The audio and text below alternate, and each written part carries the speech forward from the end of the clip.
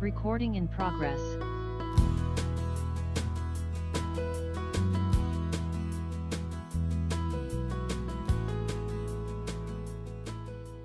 Good evening, everyone. I'll now call the General Committee meeting to order. This meeting is being held in person and electronically in accordance with Municipal Act 2001, which of course provides for electronic and in-person participation. It is the last regular meeting of Barrie City Council before the summer recess, so we will have a City Council meeting immediately following General Committee at 8 o'clock or following General Committee if it is later than that. We will get started with the consent agenda, but before I do that, I'm going to welcome some special guests from Monterrey, Mexico. Carolina's family are here with us tonight. Cesar, Martha, Brenda, Yvonne, Michelle, welcome, and Nova, Aaron, Carolina. Thank you for coming, of course. They get to witness the romance and excitement of local government in person. Is there anything better? Thank you for coming. Okay, the first item on the agenda, of course, is the consent agenda, and I will start by reading the names of the items for discussion, the recommended motions, and, of course, the items from committee. Please ask if you would like the item held for debate tonight. If the item is not held, the motion printed on the agenda is deemed to be approved on consent, and it will go forward to City Council later this evening because tonight is a double meeting. We will be considering those motions tonight, so I'll give a little information on public participation and deputations for City Council in a bit. But let's first see what happens at General Committee. So, first item on the consent agenda is the report of the Finance Corporate Services Committee from June 20th. It's to be received. First item is with regards to city facilities and the support for fully accessible washrooms. That came from the Accessibility Advisory Committee. No holds on that. That is approved. And that is to include fully accessible washrooms in newly built city facilities. Staff reports. First staff report is on warming spaces and de-escalation training for the city's contracted security services. No holds. That is approved. We'll go forward to council later tonight. The next staff report's on a pedestrian crossover in Ward 7 at Thrushwood and Elmbrook. Hold, please. Held by Councillor Harvey. We have a staff report on an all-way stop at Reed Drive and King. No holds on that. It is approved. Declaration of Municipal Capital Facility. That's for 555 Essa Road for use by the Barrie Public Library. No holds. That is approved. That's the very shortly to be open Holly branch. Veterans Drive new trunk water main from Salem to Mackay Road and the expansion of Veterans Drive. Staff report. Any holds? Seeing none. That is approved on consent. We have a staff report on the 2022 to 2026 Council Technology Services. No holds there. That is approved. Finally, a staff report on the Georgian Theatre, the usage agreement for that facility. No holds. That's approved on consent. We have 7 items for discussion that have been placed by members of council on tonight's agenda. The first is with regards to encampments. Hold, please. Held by Councillor Aylwin. We have an agreement with the Lake Simcoe Regional Airport. No holds on that item. That is approved on consent. We have an item regarding items for discussion, considerations for the next term of council. No holds on that. That is approved. We have an item, this one placed by Councillor Riepma. It's entitled Ontario Build It Right, but it is with regards to the building code and Build Zero, or Net Zero. Hold, please. Held by Councillor Thompson. When, an item regarding naming a park in recognition of Will Dwyer. And I should note there's revised wording, just a small amendment to the wording that's on the additions tonight. Does anyone wish to hold that motion? Okay, seeing none, that's put on by Councillor Harvey, and that is approved. Thank you, Councillor Harvey. We have an item regarding a 3-way stop at Cumming and Stapleton Place. There is also revised wording on the additions. Does anyone wish to hold this item? Okay, seeing none, the revised wording is approved. Finally, we have an item on promoting biodiversity through yard naturalization. It's put on by Councillors Kungle and Aylwin. No holds on that. It is approved. And that is to look into amending the yard maintenance bylaw for residents to be able to participate in No Mow May, and also communication tools for yard signage for natural gardens and boulevard gardens. Okay, so the items that were held on the consent agenda we will now deal with. I think that's everything. And the first one that was held was with regards to a pedestrian crosswalk in Ward 7. That was the staff report, and it was held by the ward councillor, Councillor Harvey. Go ahead, Councillor Harvey. Thank you, Mayor Lehman. I'll put it on the floor as printed, and I have an amendment. Okay, go ahead. That an all-way stop be installed at the intersection of Thrushwood Drive and Elmbrook Drive, Megan Crescent, and that a pedestrian crossover level 2 type D be installed at the intersection of Elmbrook Drive and Blackbird Lane, and that the appropriate traffic bylaw be amended to reflect this change. Okay, so the amendment would be actually to replace the printed motion with what you've just read? That's correct, only because of the way this is worded. The effectiveness is to then change one to a four-way stop, opposed to crossovers at both locations. Okay, go ahead, Councillor Harvey. Thank you, Mayor Lehman. As I said, this is, although it's replacing the entire motion, it's to effectively put one of the two intersections as a four-way stop, and the other one as a level 2 crossover as recommended by staff.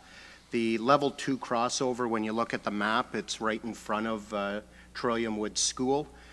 This is one of the schools that we've had extensive traffic-related issues with, especially during the pandemic. So this will definitely make the area much safer for kids to be crossing to get onto the same side of the street as the school's located. When it comes to the other piece of it, which with the four-way stop, it's the curve just a little bit to the east of the school. Right now, Thrushwood's a very long straightaway with a slight little curve to it.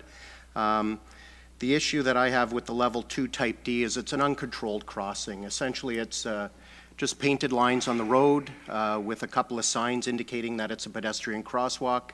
I know growing up in Toronto, you used to see a lot of them where it had a sign to point your finger and stuff, whereas all the other crosswalks that I've got in my ward anyway are all controlled where they've installed traffic lights with it at the same time, which obviously is a heck of a lot more expensive. In doing the four-way stop, it'll not only cause a break, but at that same intersection where the recommended crosswalk would occur, it would cause that break, making it much safer for the students to be crossing Thrushwood from Megan Crescent. We noticed a marked difference when we did the same thing 3 years ago at Elmbrook and I'm drawing a blank on the street as you come in off of Veterans, but again, it was only a two-way stop, and at the other end of Thrushwood, the kids were having quite the issue navigating traffic, and the temporary speed cushions that were in place at the time were not doing what we would anticipate them to do, whereas there's a significant marked difference in the way the traffic flows now that that became a four-way stop 3 years ago. And that's the reason why I'm asking that the other end of Thrushwood also be a four-way stop, mainly from a safety perspective.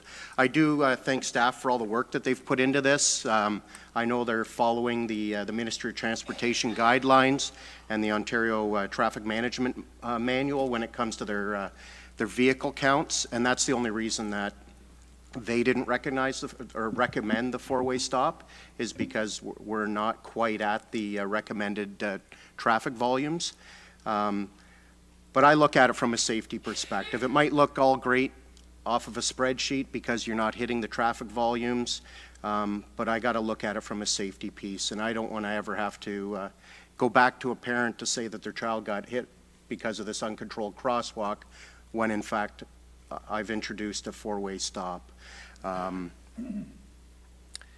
other thing to keep into consideration too, we just had a public meeting, I guess 2 weeks ago, with the expansion of the other lands just to the on the west or east side of Thrushwood, where we're going to see another 300 to 400 units coming in with 2 connecting roads coming onto Thrushwood. which will then add another additional several hundred vehicles coming into this area of the subdivision, because Thrushwood leads directly up into Harvey Road, and also through Brookwood you get out to Veterans. So for those reasons, I would ask that council support this, and it really does come down for the safety of the students. Okay, thanks, Councillor Harvey. On the amendment, Councillor Aylwin. Thank you, Mayor Lehman. First, I would ask if it's possible for the councillor to circulate if it hasn't, the amendment, if it hasn't already been circulated. Sorry, I like having it in front of me. I'm not sure if it has been or not, but I couldn't find it. All right, but I'm leaning towards supporting this. I like traffic calming measures. I do want to hear from staff, though, on their perspective on the four-way stop. So I guess to Mr. Rania-Sundrin or Mr. Polka,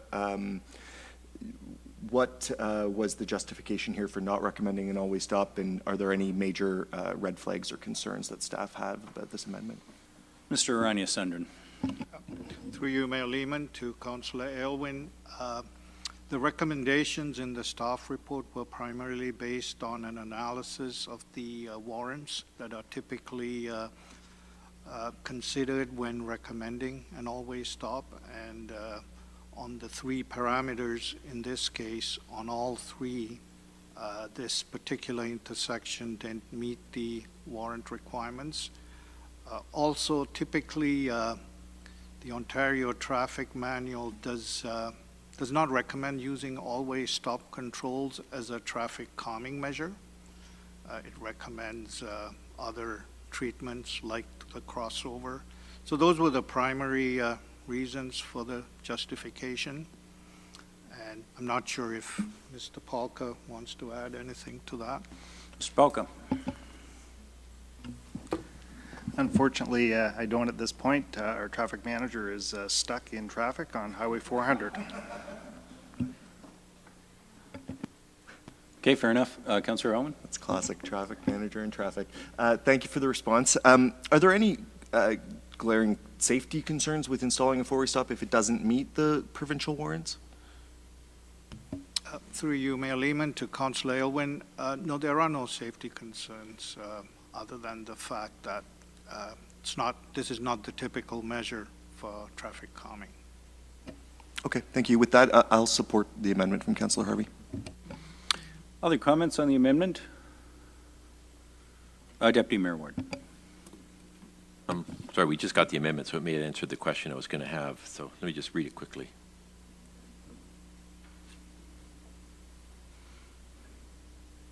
Okay, no, it answered the question I had, so I'm okay. Okay, thank you. On the amendment, any other members of council? Go ahead, Councillor Harvey. Yeah, thank you, Mayor Lehman.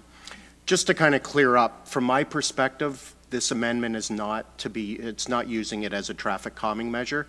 I'm just looking at it from a safety perspective. Obviously, having a four-way stop with those stop signs as a control measure is a lot safer than having an uncontrolled crosswalk.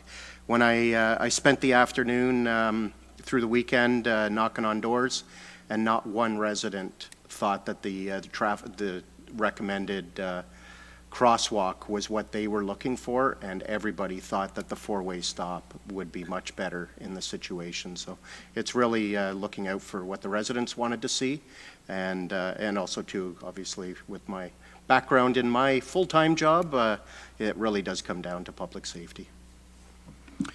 Any other comments? You know, I respect the ward councillor's concern and the safety area. I think the problem is we depend on some science for these decisions, and the science in the staff report's quite clear. None of the three warrants, including the safety warrant, are met. There have been no collisions at the intersection over 3 years. I can see that in the future with the point you made, Councillor Harvey, around the expansion, the area getting busier. I could see additional measures at some point in the future. The problem I just have here is that the same issue we always have. If you do it here, you need to be prepared to do it anywhere. And if residents want something but the science doesn't prove it, I can't support that on general principles. So I'll be voting against the amendment, but understand the concerns being brought forward. And I'll call the question. Those in favor of the amendment? Opposed? Okay, that carries. Well, I guess we should do the main motion as amended, although we've replaced it. So I'll just call the question one more time. Those in favor of the main motion as amended? Any opposed? None? That carries. That goes forward to City Council tonight. The next item that was held is with regards to encampments. Councillor Aylwin, you held the item. Thank you, Mayor Lehman. Just give me a second here. I'm going to pull up some amendments. I'll put the motion on the floor as printed, but I do have some amendments here, and they have been circulated to council. I think it's probably best procedurally to do them one at a time here. So the first amendment is fairly simple, and that is to, let me just pull up the main motion here. So it's to amend paragraph 1 of the motion to add, quote, or other immediate alternative sheltering arrangements after the words hotel model of emergency shelter. So the paragraph would read that the City of Barrie calls on the provincial government, the federal government, and the County of Simcoe to immediately extend funding for the hotel model of emergency shelter or other immediate alternative sheltering arrangements with a plan to create permanent social and supportive housing for individuals currently living in emergency shelter. Okay, that amendment's been circulated. Would you care to speak to it? Sure. So as we know, the hotel model of emergency shelter has been given a 2-week extension with no alternative on the horizon after those 2 weeks. And we know there are about 100 people who have nowhere to go once that option is no longer available. So I think Barrie City Council needs to be a strong voice advocating to the provincial government, the federal government, and the County of Simcoe be a strong voice for our residents who are unhoused. We know that the provincial and federal governments have the legislative power and the spending power to be able to address these issues while municipalities struggle with that. We do have limited legislative authority and spending authority to be able to extend this funding. And the amendment itself is to recognize that we just want to see people in a safe situation. If it's not the hotel model of emergency shelter, but some other form of emergency shelter, or even better, housing, then that would be a great thing to see. So it's recognizing that. Thank you very much, Councillor Aylwin. On the amendment, members of General Committee. Councillor Harris. Thank you, Mayor Lehman. Thank you also to everyone that's been working so hard on this motion over, we're, I think, going into about a month to make sure we get as many details and as many points as covered as possible, and a lot of collaboration behind the scenes, which is really great. So my wording would be just a little bit different, but would include the inclusions that Councillor Aylwin did have. I've circulated, I think I've circulated my amendment. Let me just pull it up here. We have so many of them. Oh my gosh. Okay, thank you. And so it's that the City of Barrie calls on the provincial government, federal government, and the County of Simcoe, this is for paragraph 1, to immediately facilitate a meeting with all stakeholders surrounding the homelessness crisis in Barrie, to create an immediate plan to relocate anyone not able to be sheltered when the Travel Lodge program expires, and to work together to establish permanent social and supportive housing for individuals currently living in emergency shelters, which includes discussion regarding additional funding options from all levels of government. And I can speak to that. Okay, I'm sorry. Are you intending this as an amendment to Councillor Aylwin's amendment? Yes. So I don't know if you want to just vote on his first and then come back. It's just more so maybe we can work this out just by talking. My focus of mine is, number one, to also have a meeting of all stakeholders, and that would be immediately, and obviously the invite list would be a collaborative invitation through myself, Councillor Aylwin, yourself, and service providers beyond. And that was more of my highlight to number one. I understand that we are, of course, discussing funding, and that is needed. And I know Councillor Aylwin has a motion coming forward discussing city funding, which is great. But I think it's important that we highlight we need to sit down at the table and discuss those reasons why we need funding at all different levels. The province, I have been working with MPP Kanjan quite extensively, and the province did give some funding. We do need more, absolutely.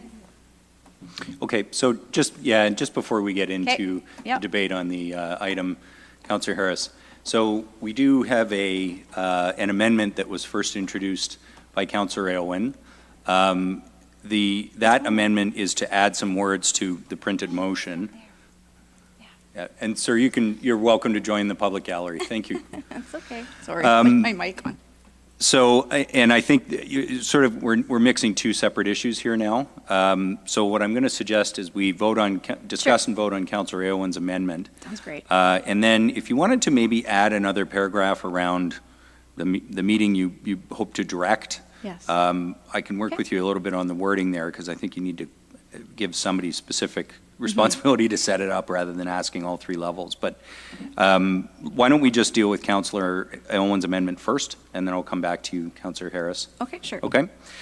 So the amendment that's on the floor from Councillor Aylwin is the one that was circulated to add the words "or other immediate alternative sheltering arrangements" after the words "hotel model of emergency shelter."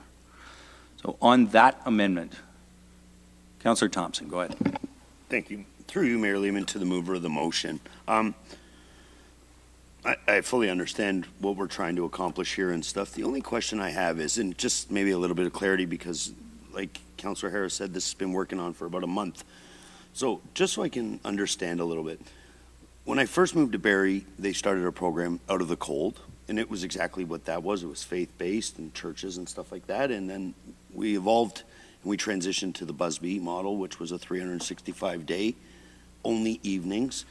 And then COVID hits, and we transitioned into the hotel model, which was absolutely necessary for all the obvious reasons. The delivery of this service in the Travelodge is far too expensive for the county and council to endure.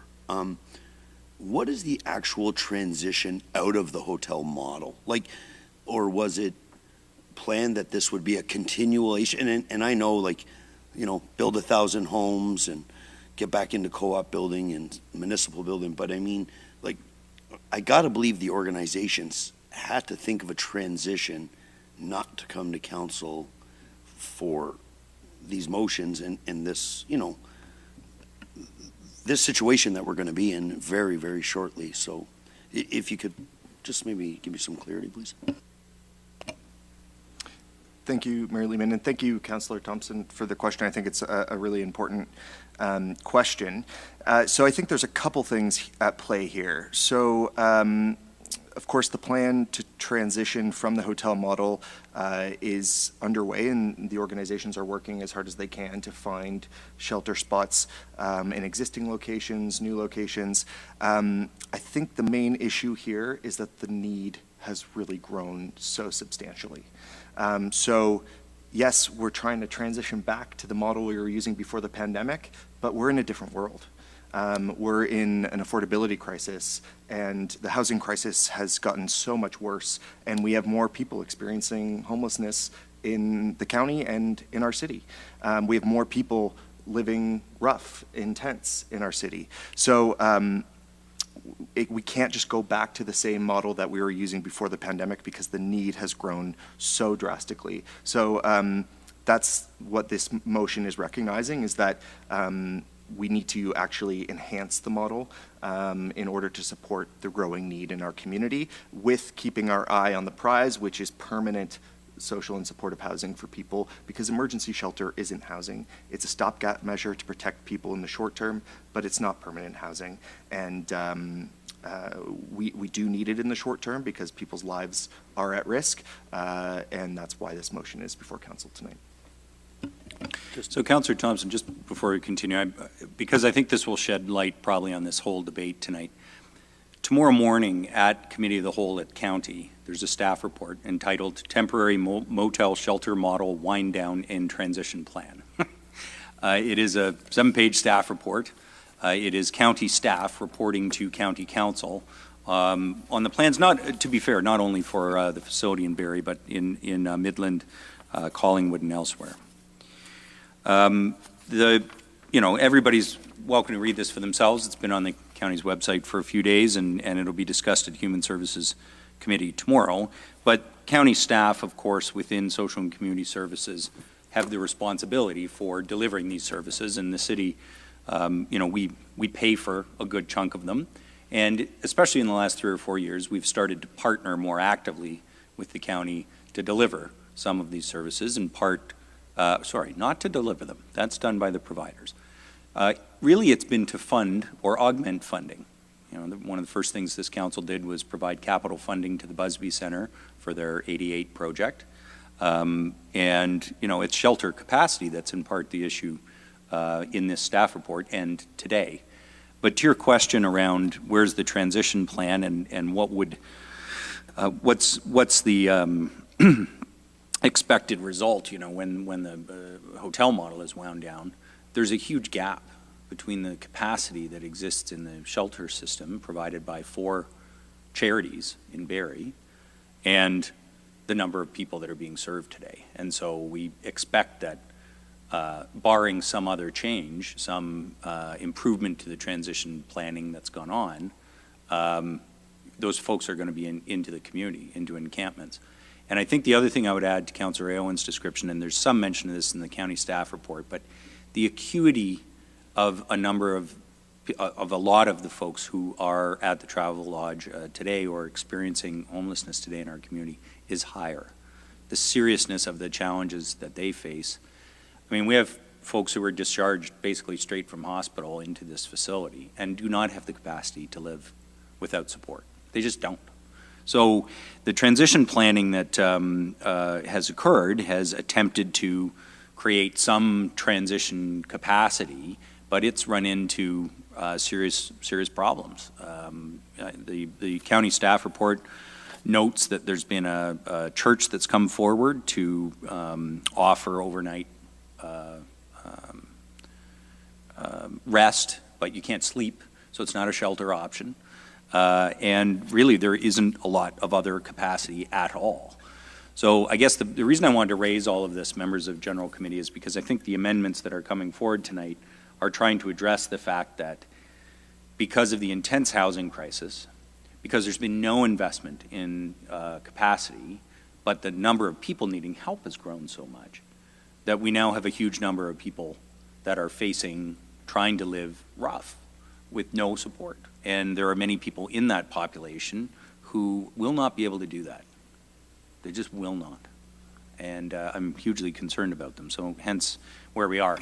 But I think to your question, Councillor Thompson, this will be discussed by the people who have responsibility for it and have been working on the issue for the past several months. But I can tell you I have a great deal of concern that the gap between what's able to be deployed to assist people as they exit the hotel and what's needed is enormous. Back to you. Just to follow up, and I appreciate that in the context and stuff.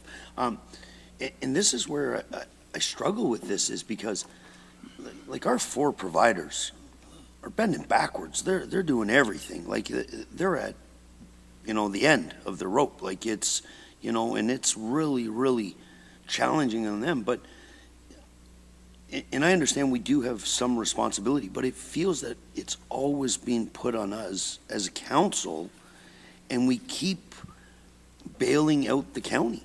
Like they are the creators of this problem by the lack of funding. And to go back to the taxpayer, which, you clearly said, we already pay a big portion of the county's money, where the influx of people here is because of the room they provided.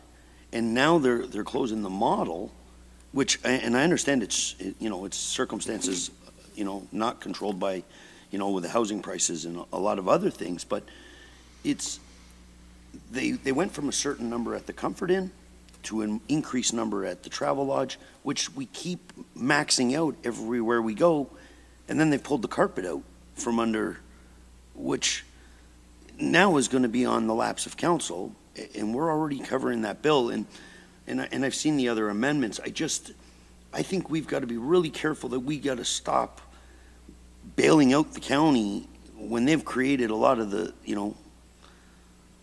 and I'm not saying bail out the county and stuff, but it's, you know, like in, you know, with Councillor Natalie Harris's motion, you know, to have a meeting, you know, with all due respect, Mayor Lehman just had it.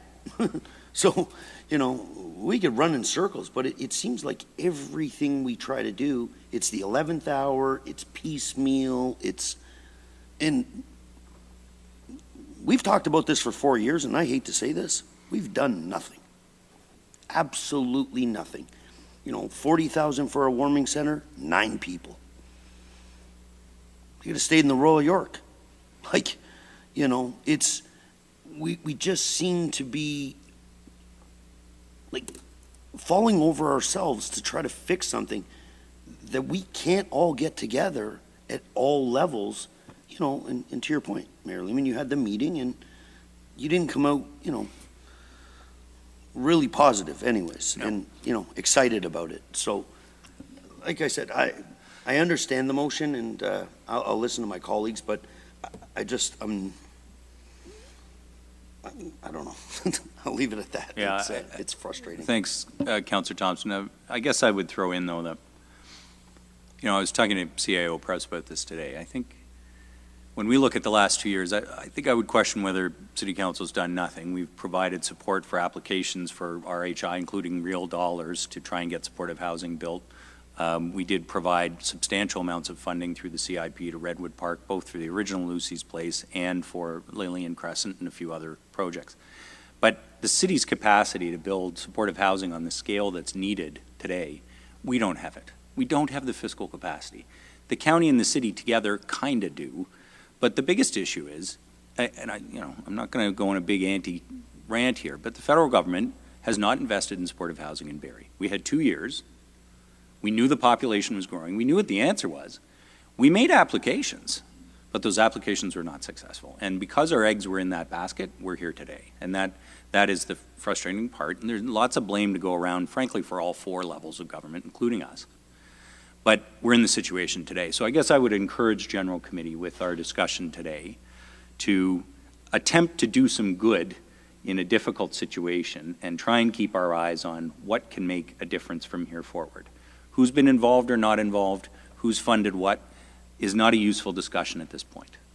At this point, we have 100 people who are living in the community, and fortunately, I think the county, to be fair to them, has seen that at least a little longer is going to be needed, and it's certainly going to need to be more than 2 weeks. But I would just urge General Committee, as you consider these amendments, to try and keep your focus on how can we make a positive impact with our limited resources at our level and without the mandate to be doing these sorts of things, which is, you're right, the counties. But we have, as General Committee, as Barrie City Council, on a number of occasions, chosen to say more is needed to support the most vulnerable in our community, and on many occasions we have chosen to provide that. Sometimes in the form of housing, sometimes in the form of low-income support programs, sometimes through initiatives like the original warming center at the bus terminal. We have made those choices because we did not feel that enough was being done. Again, who was responsible in the blame game is not going to help the folks who need help, so that's what I would encourage all of us. We're back on the amendment, and Councillor Thompson, you're good? Okay. Who else would like to speak to the amendment? I did see Councillor Riepma, I think, and, I saw Councillor Harris first. Go ahead, Councillor Natalie Harris. Thanks, Mayor Lehman. I just wanted to clarify a couple things. I was privy to the meeting, a last-minute meeting that did happen a couple days ago, and the problem is also, and this isn't about the blame game, and I'm really trying to keep my level of frustration at a good level here, but there weren't the right people around the table, and there needs to be another meeting. And so, for example, MPP Kanjans, she's spoken on her own to 19 churches, 9 not-for-profits, 3 for-profits. There's lots of discussion going on around like how we can even use some of the models that are happening at Lucy's Place with the buildings that they've added, the shipping containers. And looking even at for-profits that some people are even excited about maybe coming forward to help. There's more around the conversation, and it can happen with better dialogue and everyone sitting at the table. I think that's important. I'm not here blaming and pointing fingers, but the fulsome conversation, here I am with the word fulsome again, hasn't happened. That's where we're at. And if the county's giving a staff report tomorrow, I'm sorry I keep on looking at you, Councillor Thompson, I'm not yelling at you. It's too late. How are we here? How are we sitting here still? So yes, there's a gap in communication and a gap, and how are we going to get all levels of government at the table, et cetera? It needs to happen. And I'm definitely willing to assist with that, even if it means working into these summer months and getting this done, because it isn't that if a meeting happened a couple days ago, important people weren't around the table to be able to comment on that. So that's where I want to leave that comment. And we'll go forward, hopefully looking at a lot of different options that Councillor Aylwin is going to bring forward as well. But to clarify about blame game, it's not a point about blame game, it's about responsibility that we all have to take, and we all have to recognize that sometimes there weren't the right people at the tables. Okay, the amendment that's on the floor is to add other immediate alternative sheltering arrangements. So Councillor Harris, to your point around faith communities that might be interested, it'd be great if some of that could happen, although again, as has been indicated, people can't sleep there. And that is the problem with the shelter system, or at least with the current fire code and building code and that sort of thing. Councillor Rietman, go ahead. I think I'm going to pass. I think what I was going to say has been said. So. Okay, so the amendment that's currently on the floor is to add or other immediate alternative sheltering arrangements. Go ahead, Councillor Gary Harvey, and then Councillor Jim Harris. Thank you, Mayor Lehman.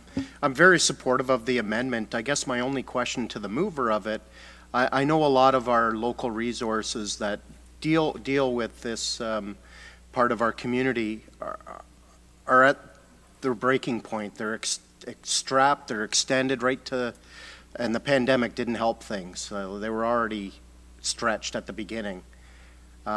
With this amendment, though, are these resources actually going to be able to fulfill what you would like to fulfill with the fact that they're stretched and they're tired?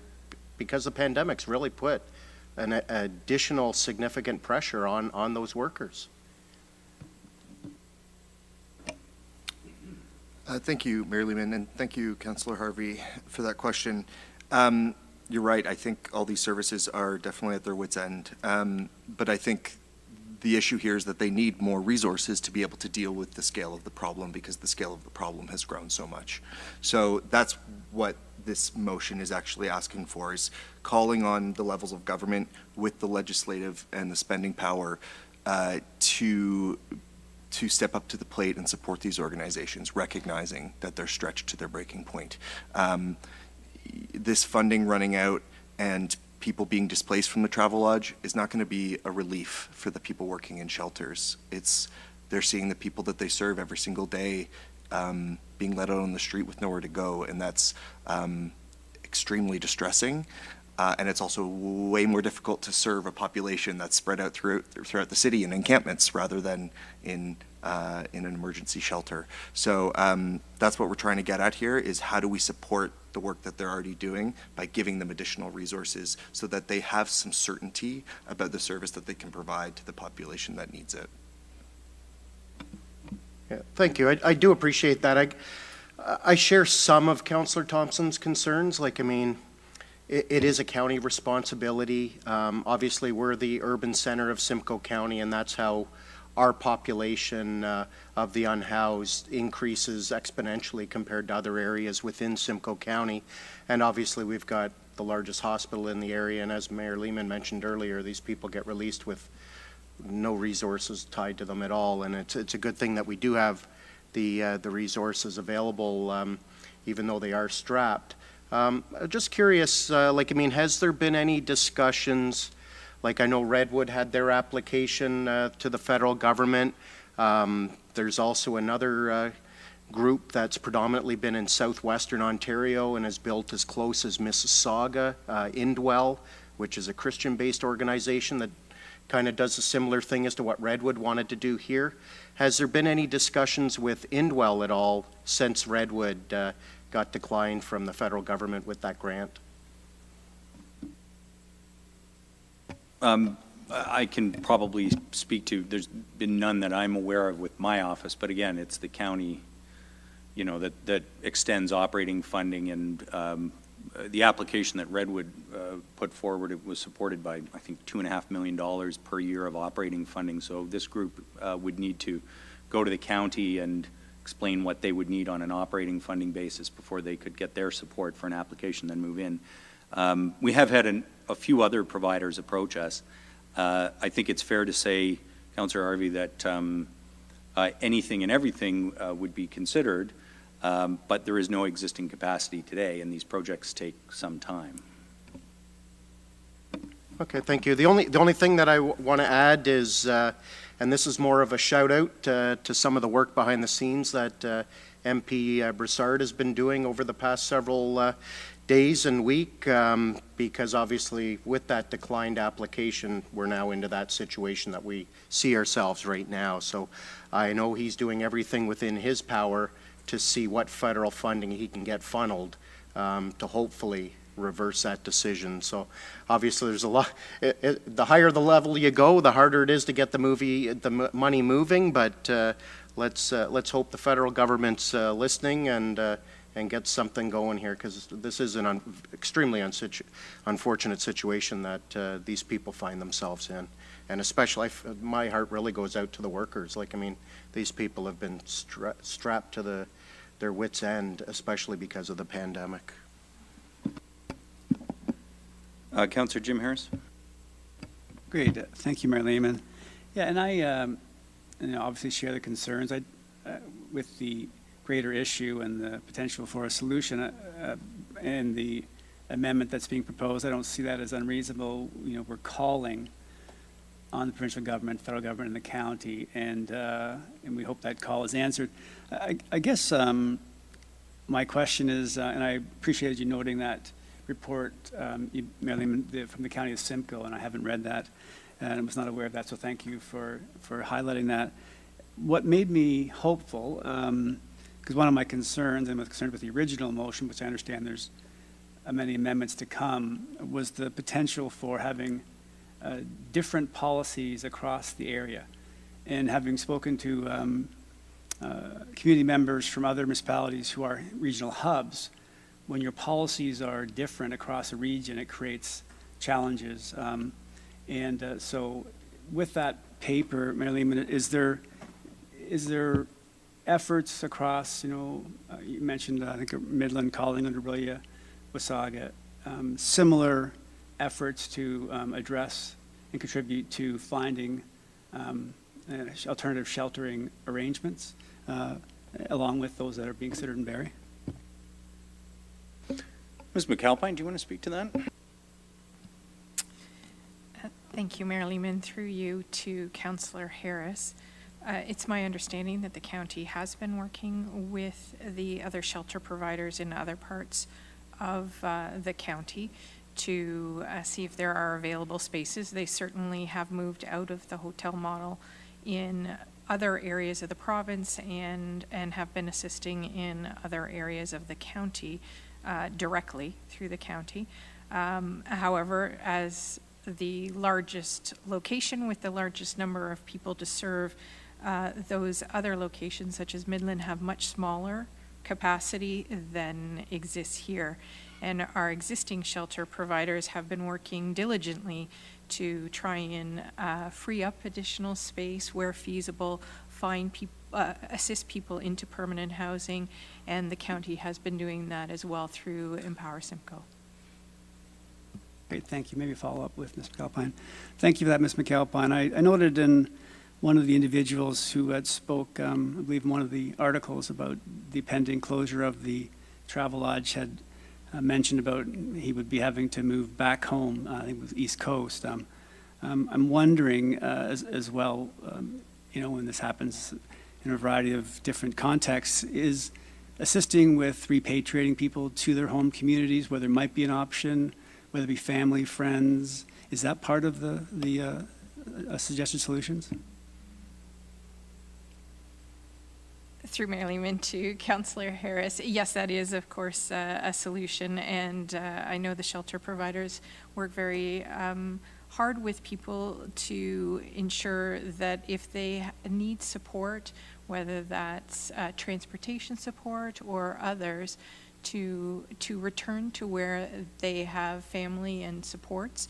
They work very closely with people and have been focused on that for the last little while. And the county also provides some funding for some of that transition as well to assist people to return to places where they have family and other supports that will ensure that they are successful, hopefully, in their home location. Great, thank you. And do we have, again, follow Mayor Lehman, Ms. McAlpine, is through you to Ms. McAlpine, is there a sense of the potential number of individuals who would fall into that category of maybe having options that extend through that method? Through Mayor Lehman to you, Councillor Harris, I believe the number would change on a regular basis depending on the needs. I think the shelter providers would indicate that with the closure of some other hotel models in other parts of the province and elsewhere in the country, they've seen an influx at certain times, but the numbers change regularly, and the shelter providers would be better able to answer that. Yeah, and thank you. And maybe just if I continue that questioning thoughts, Mayor Lehman, so you mentioned the closure of other shelters impacting areas. Is that one of the challenges that is experienced as other communities close first, that other communities who continue to provide that level of service will see an influx? Is there a migration type of activity that happens with that event? Through Mayor Lehman to you, Councillor Harris, that is believed to be a contributing factor, that some other communities, their motel or hotel models have already closed, and that may be contributing to the numbers that are number of people who are approaching Barrie, as they know that the hotel model still exists in this location, but it's certainly not the only factor. Yeah, thank you. A multitude of factors in this challenging situation. And maybe, I don't know if you have the answer, and Councillor Thompson alluded to the, many years ago, this community invested in Out of the Cold program, and it was incredibly successful. Community effort, churches, faith community was the leader in this effort, and we're grateful for that. And we understand how that actually the initial impact was it made our shelters actually have capacity, because the people chose, for whatever reason, chose the Out of the Cold, probably because of the great meals that the churches provided, because they were outstanding. And then we created a central intake to hopefully then use the shelter beds first before using the Out of the Cold. So, but but even having said that, every year and having had the privilege to work with people who've experienced homelessness, that some, when the Out of the Cold ended, they chose, not to go to a rooming house, which may have its own set of challenges, and living on, a very modest amount of income. There was a calculation that having a place outside was a better solution for them. Do we know of the numbers? This may be a hard question to answer, Mayor Lehman, maybe through you to Ms. McAlpine. Of the number that we're still looking to try to adequately support. If there's a number that say, listen, I'm happy to move from here to a different location that's not supervised, authorized by somebody else. Do we know how much of the, again, I apologize for the questions, but there's so much and it's so challenging, trying to somehow modestly reduce the number in any way, shape, or form seems to be hopeful. Mayor Lehman, through you to Councillor Harris. Again, I think the numbers would change depending on the individual need and experience. Some people, as you mentioned, may find different solutions. They may work together with other people and rent housing accommodation as a group. There are concerns associated with that. In some cases, people are choosing something that's not the most safe environment for them to live in, just to have a place to sleep. People couch surf. There are a number of challenges when there is a shortage of housing. I did want to note that the county has offered some motel vouchers or to Elizabeth Fry, I'll say the proper name, and Busby Center until December. That may not suit everyone's needs. So they have been able to offer that on top of the 2-week extension. However, as that's less costly than the motel model, but it isn't necessarily the solution for everyone. But I did want to note that as well, as that may not be well known. Okay, thank you. And thank you, Ms. McAlpine. Maybe I can ask somebody else a different question that came up for me. I was curious. And maybe through you, Marlene, maybe Councilor Natalie Harris. I know you've been involved in having discussions, and I appreciate the efforts that you're taking.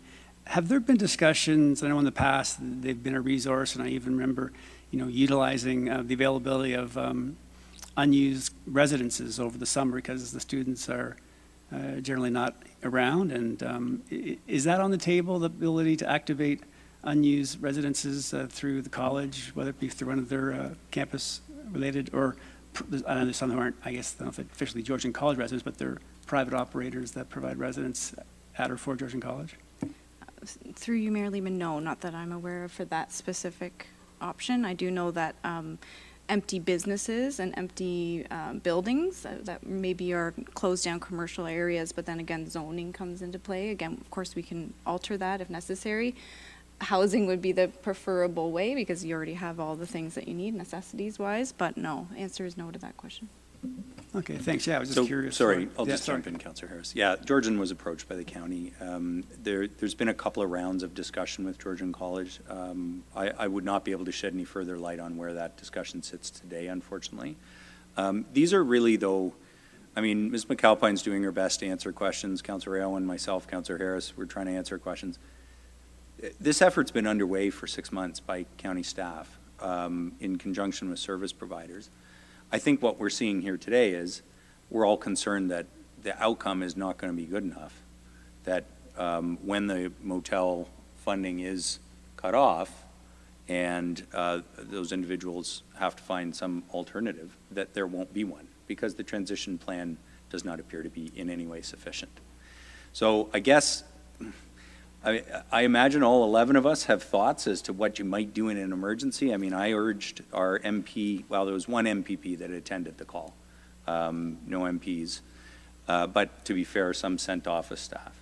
I urged everybody in the correspondence I've issued to the other levels of government, including the county, to treat this like a disaster. I mean, if we had 100 people that were homeless after, for example, a tornado, we would be moving heaven and earth to find roofs and the support services that are needed. And that's the situation that's being faced. The county, to be fair to them, and as Ms. McAlpine has said, I think is realizing that there's more, at a minimum, there's more time needed and probably more funding needed. But I'm not sure that, with respect, council around this table tonight is going to pick out another building or find another alternative, because there's certainly no idea of what that would cost, what's feasible, or so on. So I guess I would urge members of the General Committee, I'll push you back to the amendment. The amendment is to ask the province, the feds, and the county to extend funding for an alternative. But there are people who've spent 6 months trying to find this alternative. I think we're all just quite concerned by what we're hearing from the service providers, that the alternatives that have been identified are not going to cut it. So long way of saying, rather than us spending our time trying to spitball an alternative, which I'm not sure we're going to effectively come up with, let's talk about how perhaps we can provide funding and use our voice to ensure that those alternatives occur rather than people being out on the street, for what it's worth. Anyway, you still have the floor, Councillor Harris. Yeah, Mayor Lehman, thank you for that. I think we're all I support the amendment, and my mind and thought is going towards maybe other items, and I don't believe, unless I missed the report that kind of highlighted that breakdown, is if it was an emergency, what are the emergency standards where we do, here's how many people would do this, here's how we would move forward. I don't think I've seen that, so those create the questions that I have as far as how we really mapping out this plan. because the snow always flies in Barrie in the wintertime. So I'll leave it at that, and thank you for that redirection, and I appreciate that we have more to consider, so thank you. Thanks, Councillor Harris. Councillor McCann. Thank you, Mayor Lehman. And maybe before I comment on this amendment, there's been a couple conversations, meetings going on that they've been private or they've been public. I know you've had a few meetings. Natalie Harris, Councillor Harris had a few meetings, and I'm a little lost in translation here on what's been accomplished in these meetings. We're asking for other levels of government to add immediate alternative sheltering arrangements. Have those questions already been asked in these meetings? You'd be my first question. And this council has written a lot of letters to higher levels of government, and I quite frankly don't know if that's actually served the city of Barrie in any way. And I'm not trying to be rude, I'm not trying to be anything but direct here.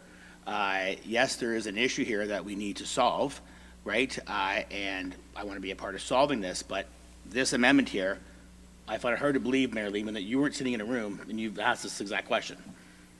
So maybe I could ask you to comment, and maybe the other people. Yeah, I mean, I'll give you an example. One of the things I asked in the meeting was there are provincial facilities, including the Kempenfeld Center, which is vacant. It's a residential use. It was a camp used to train forest rangers for 50 years, and then a conference center. It's been sitting there vacant. I asked if the provincial government could consider that as a potential emergency alternative shelter. I asked about the provincial complex in Springwater. I urged the county, who are working with us. I want to be careful in how I say this, that the warden has been very supportive, county staff have been responsive, but a solution has not yet been delivered, I would say. Councillor McCann, there were discussions around whether there was a city building that could be used. You know, there have been those ideas, but you know, again, I agree with Councillor Thompson's frustration. Here we are at the level of the mayor and the MPP and everybody who wants to do well by the population that's being served. 3-4 days before the end of funding, trying to come up with a transition plan ourselves. And I believe everybody's motivated by the right reasons. I mean, everybody wants to help. But I think there's real risk of madly off in all directions and nothing getting accomplished. That's my real concern. Yeah, I appreciate that answer, and that's kind of what I thought you would say. Now, maybe the other two kind of leaders here, if they'd like to tap in, if that's okay, Mayor?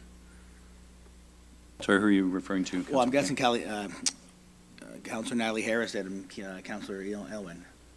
Sure. They've been talking to higher levels of government already, right? So I'm just curious if you can share with us what has been said already, because I guess what I don't want to do is poke a bear, right? Like, I mean, if the motion's already in motion and the province and the feds are already coming up with a solution and we're here trying to throw a stick in their spokes, I'm not in favor of this. But I am in favor of getting to a solution as quick as possible. Okay, Councillor Natalie Harris, did you want to comment? Thank you. Through you, Mayor Lehman. Thanks for the questions. Yeah, it's a really great question. I agree. I feel your frustration. So most of my conversations have been with MPP Andrea Kanjan. And like I said, she has an extensive list that her and her team have been contacting, what might be duplicating what has already been happening behind the scenes with the county, but just in case. So 19 churches, 9 not-for-profits, 3 for-profits, beyond. Also looking into options such as Global Medic, where they can bring in big tents, etc. There's a lot of safety concerns around it as well. Getting down to your point, like, we have had these conversations like constantly for many for the full month for sure, and knew about this and were kind of raising the warning flag prior to that. And that is why my wording is going to come forward with my amendment is I'm very firm in saying not everyone has been at the table that needs to be at the same time. And I get that that's complicated, and I get that that's a lot of invitations. But the options are still out there. Like Councillor, or MPP Kanjan is looking, like I said, to maybe get some more of the bins or the units that are behind Lucy's Place, and looking into like for-profit people that we can make this happen. But that also has different layers of making sure we have water accessible, etc. So I'm as frustrated as you that we don't have a solution right now, but a big part of the solution, I think, hopefully will come with another amendment that Councillor Aylwin's going to bring. And to be fair, just a true and honest and a table of individuals that we can come together, and for whatever reason, politics is heavy. There's a lot of it going on around here, that's for sure. And this is where politics, of course, is part with funding, but we need to have the conversations and the collaboration with everyone. And right now, that just isn't happening. And I get it that the county's doing everything they can, but there's individuals that still haven't been approached, etc. So there's just more to this that I think could have been done, and here we are. And I'm not ready to point fingers in all the directions either. We're wasting time. We're wasting valuable time. Work has been happening behind the scenes. I think certain people haven't been at the table to make sure the conversation starts from scratch where it belongs. And that's where I think we need to go from this. And I'm very willing to assist with who should be sitting around the table, in my opinion, with my experience in this community and services. And use the people as well that I know that would have additions for recommendations around this table, and go from there. Because guess what? We have nothing. We have no answer.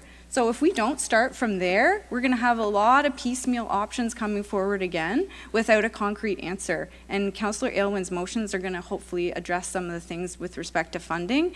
But we had a provincial election that took a lot of attention away from certain things. And now we have a municipal election on the forefront.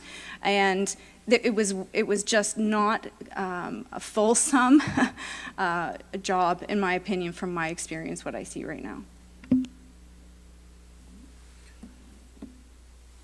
Does anybody else have anything to add? Councillor Aylwin? Go ahead, Councillor Aylwin. Not much to add except to say, I've been meeting in my capacity as a chapter member in the Barrie chapter of Simcoe County Alliance to End Homelessness, and that's been more my focus. And I try to recognize my strengths, and my strength is not meeting with our MPs and MPPs, to be honest. And I think our head of council does a great job of doing that and advocating on our behalf. And I think the motion here tonight, the amendment that we're talking about right now, is really about having that united voice. And no one really speaks on behalf of council except council as a whole. And I think that does carry weight, and that does matter. It does feel like we send a lot of letters that don't get a response or don't move issues forward, but it's one of the few powers that we have, is to speak as a united voice, that this is something that we believe in, that our residents need, and that we think should happen, and I think we should use that power whenever we can. Well, thank you all for your input.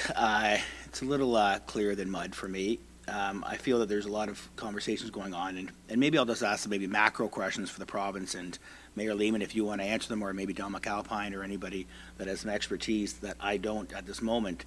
But the homeless situation here in Ontario, is there pockets in Ontario that are increasing? Is it increasing as a whole collectively, or is Barrie a bit of an anomaly, and we're increasing the homeless by 50% from the last report back out in, I think it was February?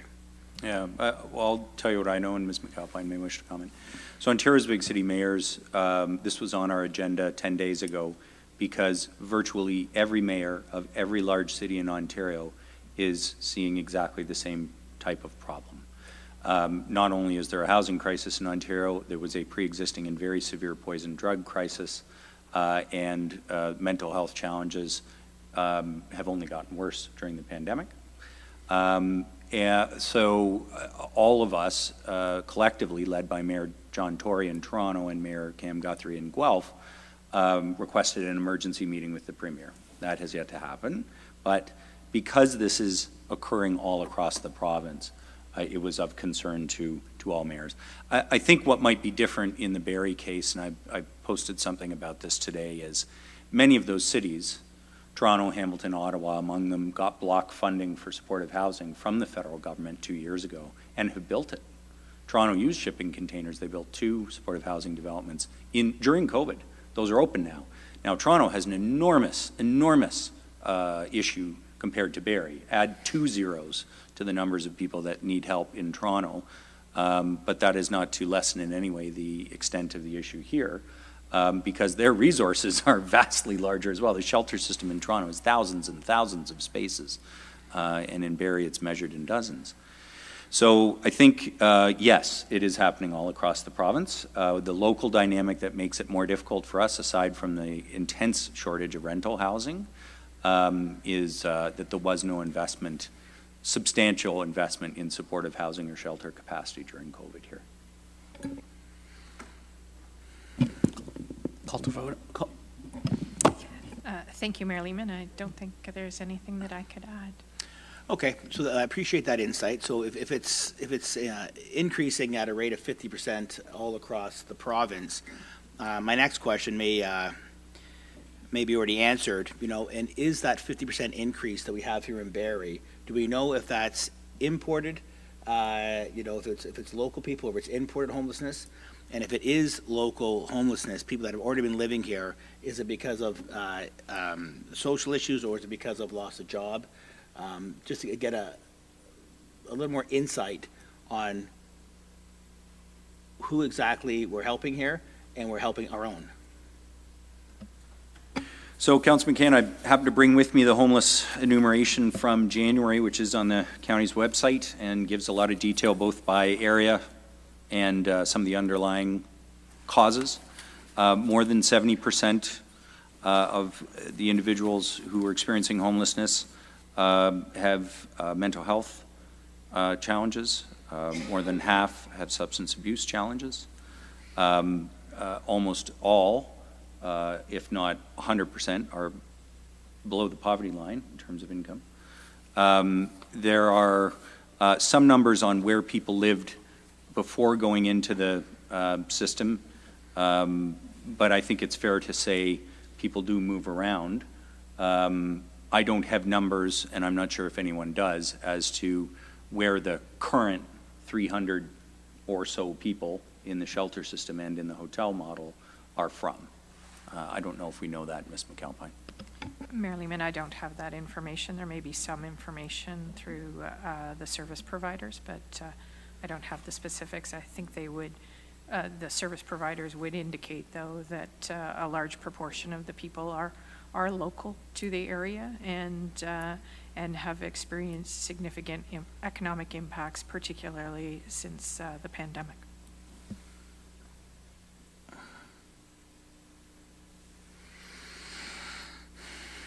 Let's give me a second to process this, if you don't mind. I see that there's going to be an ask for like $400,000 down the road, and so this First Amendment doesn't ask for any money, asks to research, and so I understand that, but sometimes these have a bit of a domino effect, and they build momentum, and I really wish we would have actually made these together if we could talk about the money in this amendment, but it's been split up that way, so I'll talk about that later. I guess the question I have, and I'm sure you'll have it, Mayor Lehman, is the transition plan, like the provincial government and federal governments, they've given us no funding. Sorry, the federal government is giving us zero funding over the past 3 or 4 years, but the province must have given us funding for a transition plan. Yes.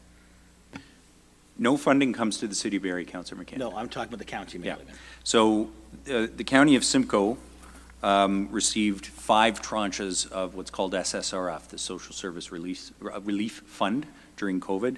That's what paid for the hotel model. There is no 6th round. So the service providers are able to make some choices, i.e. the county can spend that money within the guidelines that have been given to them by the province. And that's why they're able to, for example, extend another 2 weeks for some portion of the hotel model.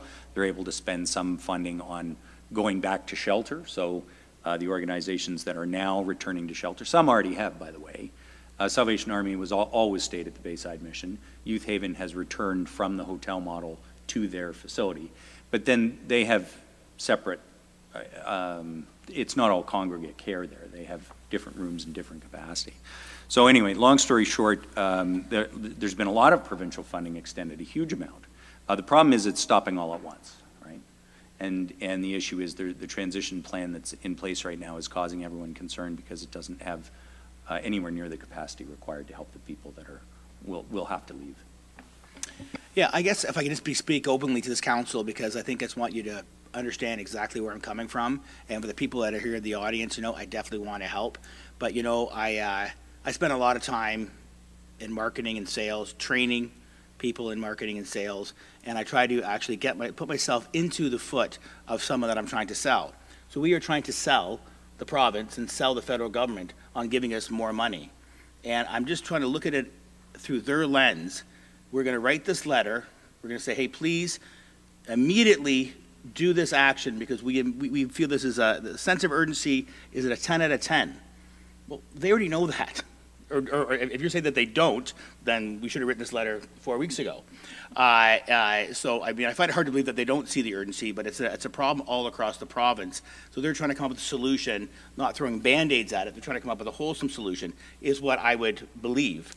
And so I'm just looking at, if the province has now done 5 rounds of funding, and now they're at the 6th level of funding, and they stop that, why have they stopped that?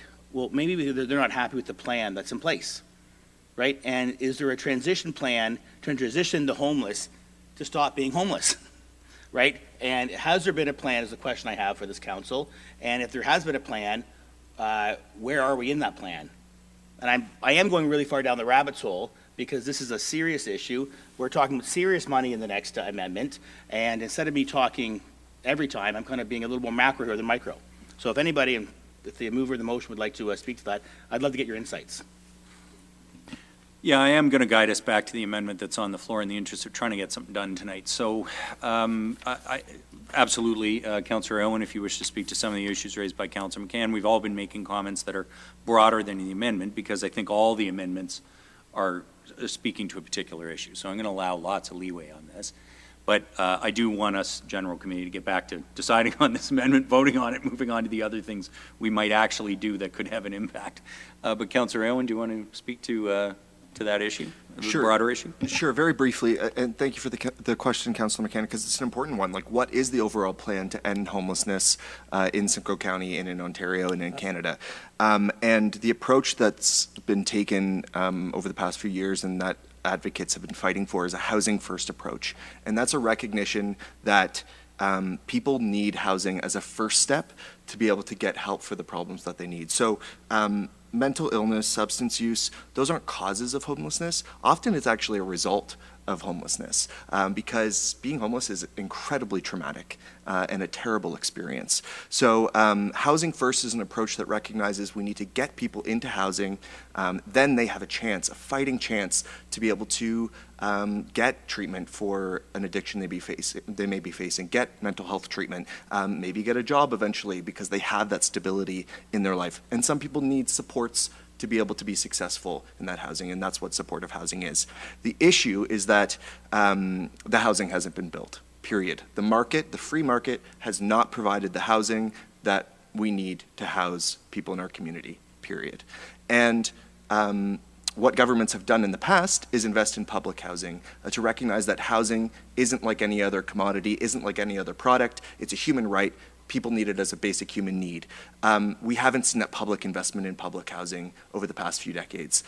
We've seen a steady decline since the 90s in that type of investment in social and public housing, and that's where I think the macro issue really comes into play. We need the federal and provincial governments who have the legislative authority and the spending power to make massive investments in public housing because the market isn't meeting the need. That's the long-term solution. In the short term, though, we need to make sure people are safe, and that's the whole conversation about emergency shelter. I hope that helps. It did, and thank you. You mean, as everyone said today, this is a solution that is, quite frankly, quite difficult and probably not going to be solved tonight. Okay, on the amendment, which is to add the words "or other immediate alternative sheltering arrangements" to the call to the provincial government, federal government, and the county for immediate funding. Any further discussion of that amendment? Okay, seeing none, I will call the question on that. Those in favor? I am as well, so that carries unanimously, the First Amendment. Okay. And sorry, Councillor Natalie Harris, I should have noted, I think Amendment 4 that's on this piece of paper is yours. Is that correct? The wording that you read earlier, does that match what's been circulated here to members of General Committee? That might be number 5 now. I think because you had number 4, Keenan? Okay, so then it's 4. We all have a piece of paper that has 4 amendments. I don't have a piece of paper. Oh, I only have the piece of paper. Could we get this to all members of council? Could we just email this around then, please? To be fair, it's just going to be poor easier Wendy. than people trying to deal with the. We've been back and forth 100 million times, so thanks anyways. Yeah, I know everyone was working on this today. And while the clerk is emailing that around to all members, so you have it, perhaps Councillor Owen, you'd like to introduce amendment number 2. So I'm sorry, Councillor Harris, I thought everybody had that. So go ahead, Keenan. Yes, absolutely. So amendment number 2 that's been circulated by the clerk through email is to add an additional paragraph as paragraph number 4 that reads that the chief administrative officer or designate be authorized to allocate up to $400,000 from the reinvestment reserve to the County of Simcoe to support one-time costs associated with the transition out of the hotel model of emergency shelter services during the summer of 2022, including but not limited to emergency shelter capacity and on-site addictions and mental health services, and that county staff and council be immediately advised. Okay. That one, I think, was circulated by email. Go ahead, Councillor Owen. Thank you, Mayor Lehman. So this actually something that Councillor McCann said, I think, puts it really well, the domino effect that can happen when one level of government, often a lower level of government, steps up to the plate and says, this is a problem that needs fixing. Here's what we're willing to contribute to fix the problem. And we may see that domino effect of other levels of government joining in. So the first paragraph that we passed was about that call to the other levels of government. We need them to step up to the plate. This amendment is us stepping up to the plate. It's a small amount, but it could go a long way to helping the people with the highest needs who are going to be displaced from the travel lodge. So the intention here, we know that summer recess is happening, so we want to give our staff the leeway to work with the County of Simcoe on where this funding could be the most effective, going to the people with the highest need to fill in some of those gaps that we've been talking about this evening. So we know that there are people in the shelter right now, as Mayor Lehman mentioned, who have high acuity needs, health needs, mental health needs, and need that support. And I think the city coming to the table with some funding from the reinvestment reserve is a way to be a stopgap measure and put our money where our mouth is in terms of this issue. And hopefully we'll see the County of Simcoe, the provincial government and the federal government step up to the plate too. I'm really hoping that we can all come together on this and make it a good news story about how we rallied around some of the most vulnerable members of our community because they need our support, and this small amount of money could start the ball rolling. Thanks, Councillor Owen. The clerks look like they want to say something. Oh, good. Okay, thank you for that. Yes, I need to make sure we address the giant screen councillor too. On the amendment, I will go to the giant screen. Councillor Kungle, go ahead. Thank you, Mayor Lehman. And a question of to the amendment, Councillor Aylwin. Just a point of clarification, if you wouldn't mind. Completely appreciating, and I sit at the County of Simcoe Human Services side. County of Simcoe is referenced in the amendment. Is the intention for them to actually have free discretion on this $400,000? Or would it be beneficial to identify if the intention is to tie this to individuals currently serviced in Barrie or to Barrie service provider agencies? And I'm noting that just because we do have that winding down report, and in it I'm reading that we do have shelter systems that I believe could be umbrellaed under the reference to hotel model of emergency shelter services that are in Midland and Collingwood as well. So looking to see if we want to be very clear, if the intention is to be specific to Barrie for the $400,000. That's a good catch, Councillor Kungle. I'm just going to suggest that we could add the words "in Barrie" after emergency shelter services to make it clear that the funding is to be spent in Barrie. I'm seeing a nod from the mover, so that is a friendly amendment. And thank you, Councillor Kungle. Did you wish to make additional comment? I'm fully supportive of that with that amendment. Thank you. Thanks. I have Councillor Natalie Harris next. I'm good right now, actually. I'll pass. Councillor Riepma and then Councillor Harvey. Thank you, Mr. Mayor. And I'm very supportive of this amendment as well. We have spent a bit of time tonight talking about the issue going all around and what the causes of it have been up to this point. And yes, the solution for sure is to get all levels of government to come to the table. But the real issue here is money. You know, we've been working for months and months on extending the travel lodge, or whether we could buy it somehow, or all of those kinds of issues. And 400,000 in this amendment. I need you to remember that the county has been spending $450,000 a month on this program.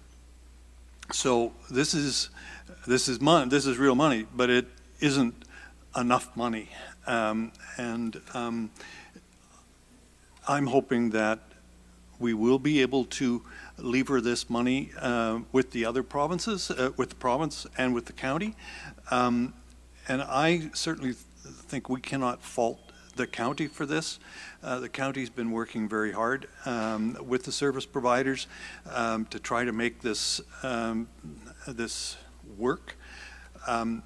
I had hoped that the provincial money would have slowly tapered off so that we could have transition people.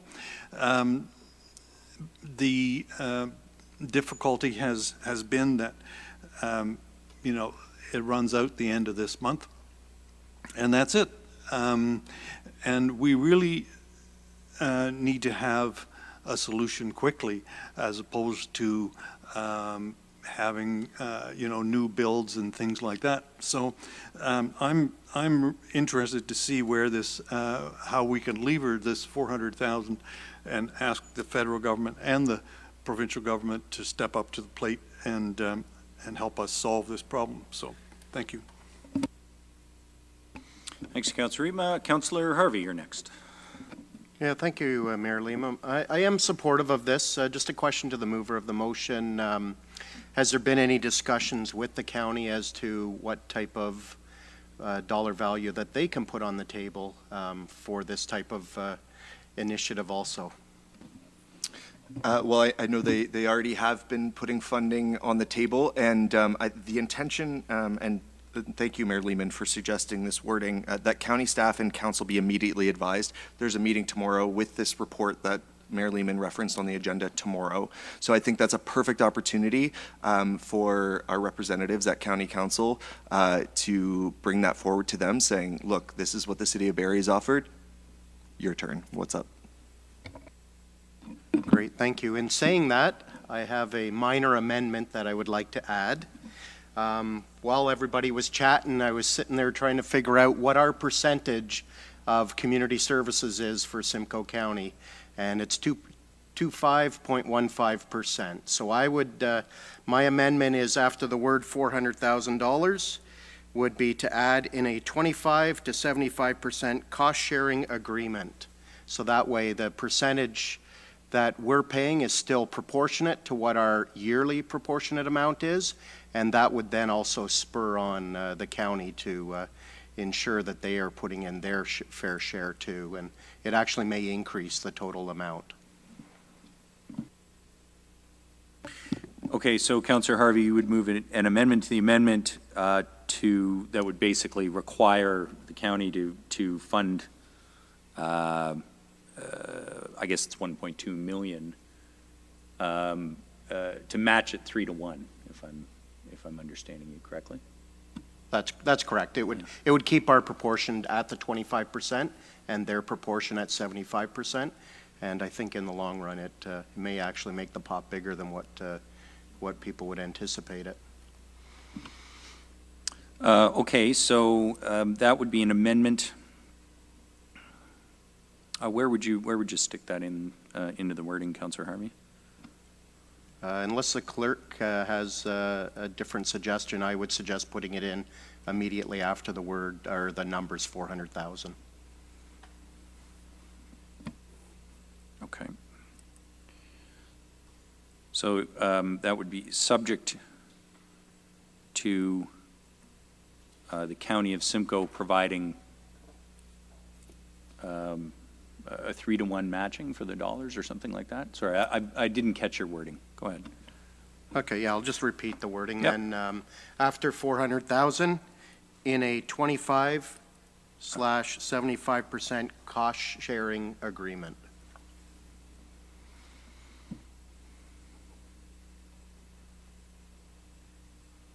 Okay, so that's an amendment to the amendment, members of council or general committee. And on that, did you want to say anything further, Councillor Harvey? No, I think it's pretty self-explanatory. It's just following our normal percentage that we would pay on an annualized basis anyway. Okay, thank you. Deputy Mayor Ward and then Councillor Morales. Thank you, Mayor Lehman. I just have a question for the mover of the amendment. Does that mean, just to make sure I understand it, that means we wouldn't give the money unless the county matched it? Or we'd give the money and we're hoping the county would match it? Not clear. My intent with this would be that the funds would be released in that same proportion. So if the county came up with the 1.2 million, then the CAO would have the authority to release the full 400,000. However, if they come back with a lower amount, then it would be proportionate to that amount. The rationale behind this is so that way it keeps us paying the same percentage that we would normally through the fiscal year, and not us footing the extra bill if the county doesn't step up like we hope. Okay, I mean, technically, their 75%, we're going to be paying a third or quarter of that as well. I mean, they don't have a separate pool of money. Their share of the matching funds, a portion of that would come from Barrie taxpayers as well. So I'm not sure what the math formula would be, the magic formula, but I'm okay, I guess I'm worried. If we're going to give the money, we're going to give the money. I don't know whether the county's going to match it, which means that we will end up spending no money. We're at the end of the year. We're not going to be given a chance to amend this motion. Yeah, so if we pass this, I'm afraid the county, which has only one meeting as well tomorrow, they're not going to match it, or at least they're not going to be prepared to match it, and the motel is closing very soon. Yeah, anyways, I'll listen to what other people have to say, but I have a worry that this will not, our intention is to spend 400,000, it will not be spent if we pass this motion tonight, depending on the county coming through with funds. Okay, I'm going to go back to Councillor Morales next, and then I'll come back to you, Councillor Harvey. Thank you, Mayor Lehman. To staff, I'll start with Mr. Prowse. What is that date that we, the city of Barrie, renegotiate the contract we have with the county for various things? I believe, trying to rack my memory, I think I heard Ms. McCobbin say maybe over a year ago that it was Q4 of 2022, but I just want to get clarity since this discussion is somewhat relevant. Through Mayor Lehman to Councillor Morales, Ms. McAlpine can correct me, but I believe the service agreement is up this year, at the end of this calendar year. However, the agreement has a default where if a new agreement isn't struck, the old agreement rolls over and continues on. And negotiations for that agreement occur when? I believe they're underway as we speak. Perfect. I don't share the concerns Deputy Mayor Ward has of the county not stepping up with the money. We're going to get it one way or another. We're going to get it tomorrow, or we're going to get it during this renegotiation. I think there's lots of examples about how we need to get a better agreement with the county, and seeing more, whether it's new construction for supportive housing, attainable housing, affordable housing, or emergency funding. I think I was actually not going to support this at all, but I really like Councillor Harvey's amendment to this, and to put it to the table, and I hope that there's a willingness tomorrow from the county to address this in the more immediate terms. Thanks, Councillor Morales. Councillor Harvey, back to you. Yeah, thank you, Mayor Lehman. I just wanted to clarify one point that Deputy Mayor Ward brought up. Indirectly, yes, some of the funds the county has is our money, but as we also receive all these transfer payments from higher levels of government, that's where the substantive amount of money that the county receives comes from, and we're truly a small piece of that, and that's why I just want to make sure that our funding formula stays consistent with the annualized fiscal funding formula that the county already has for the city. Mr. Prose? Thank you, Mayor Lehman. Through you to members of committee, certainly not to insert myself in the debate. However, since my position is attached to this amendment, I would ask clarity from council so that if it does pass, I can execute on your desire. Clarification as to whether you're expecting new money, because I'm pretty sure the county will call me tomorrow and tell me that they spend more than $1.2 million, so they have met their obligation. If it's council's desire that it be new money, I would ask that you stipulate so, and if it isn't, leave it as is. Thank you. Councillor Harvey? Actually, I guess in line with the mover of the original motion, the $400,000 is new money. So my expectation would be that the money coming from the county would be new money also. Yeah, I think one of the awkward things about the timing of this, first of all, the County Human Services Committee meeting is tomorrow morning. There will be little time to make county staff aware of tonight's decision and craft an amendment, but the four of us can do our best. I would suggest that in the staff report that's in front of County Committee tomorrow, they are indicating as follows: costs associated with the outlined transition plan related to alternate secondary temporary shelter locations will be accommodated within federal and provincial pandemic-specific funding envelopes, Reaching Home and Social Services Relief Fund, based on the assumption that the temporary motel shelter model winds down by June 30th. Now, we know they've already extended some of the model hotel funding for another couple of weeks. I assume that's a considerably reduced amount. I understand from one of the providers that it's some of the rooms, not all. And so the funding, they're going to spend a bit more funding on the motel model, but they clearly feel that the remaining funding can still cover some alternative shelter options. What we don't have the benefit of tonight is how much, for how long, what kind of support, what kind of services, or are we depending on the goodwill of the faith communities and otherwise, you know what I mean? So my suggestion would be, if your intent, Councillor Harvey, is to ensure that the county spends 1.2 if we spend 400 on alternate shelter capacity or additional service shelter capacity, that's what we should say. Because I think that's our concern. We want them to spend more to ensure that these individuals are not forced into encampments and so forth. To my mind, how they pay for it's kind of up to them, although we'll have some thoughts, I'm sure, tomorrow morning during the meeting. So I don't know, Mr. Prose, is your desire for clarity is to be able to say to the county, we want you to spend 1.2 million of your reserve funds or additional beyond your current spending, or that that sufficient funds are being devoted to this situation in Barrie? Because I think that's the issue. Is it not? Mayor Lehman, I choose not to weigh in on what the issue actually is. I'm simply looking for clarification from council so that when you leave here tonight and you believe you've given marching orders, that staff can go off and actually execute on those and not have some ambiguity around whether it was new money or not new money, or are we just looking at the totality of the pie? Either one is fine. We will certainly execute on that. I prefer to have a little clarity around that and not any confusion. Okay. Councillor Harvey, do you wish to make any changes to your amendment? Actually, if there's some concern around just that word Barrie being in there, then further down in the original motion from Councillor Aylwin, after emergency shelter capacity, we could add the words in Barrie. and then it's clears Yeah, up that. he accepted that as a friendly Okay, earlier, so yeah. that's in there for sure. Yeah, and I'll be quite honest with you, from speaking with our provincial counterparts, the county's already received this transition funding. It's just a matter of how they've decided to spend the transition funding. And that's where it's really on them. I hate to say it, but it's on them. We're stepping up to the plate. Now they need to step up to the plate.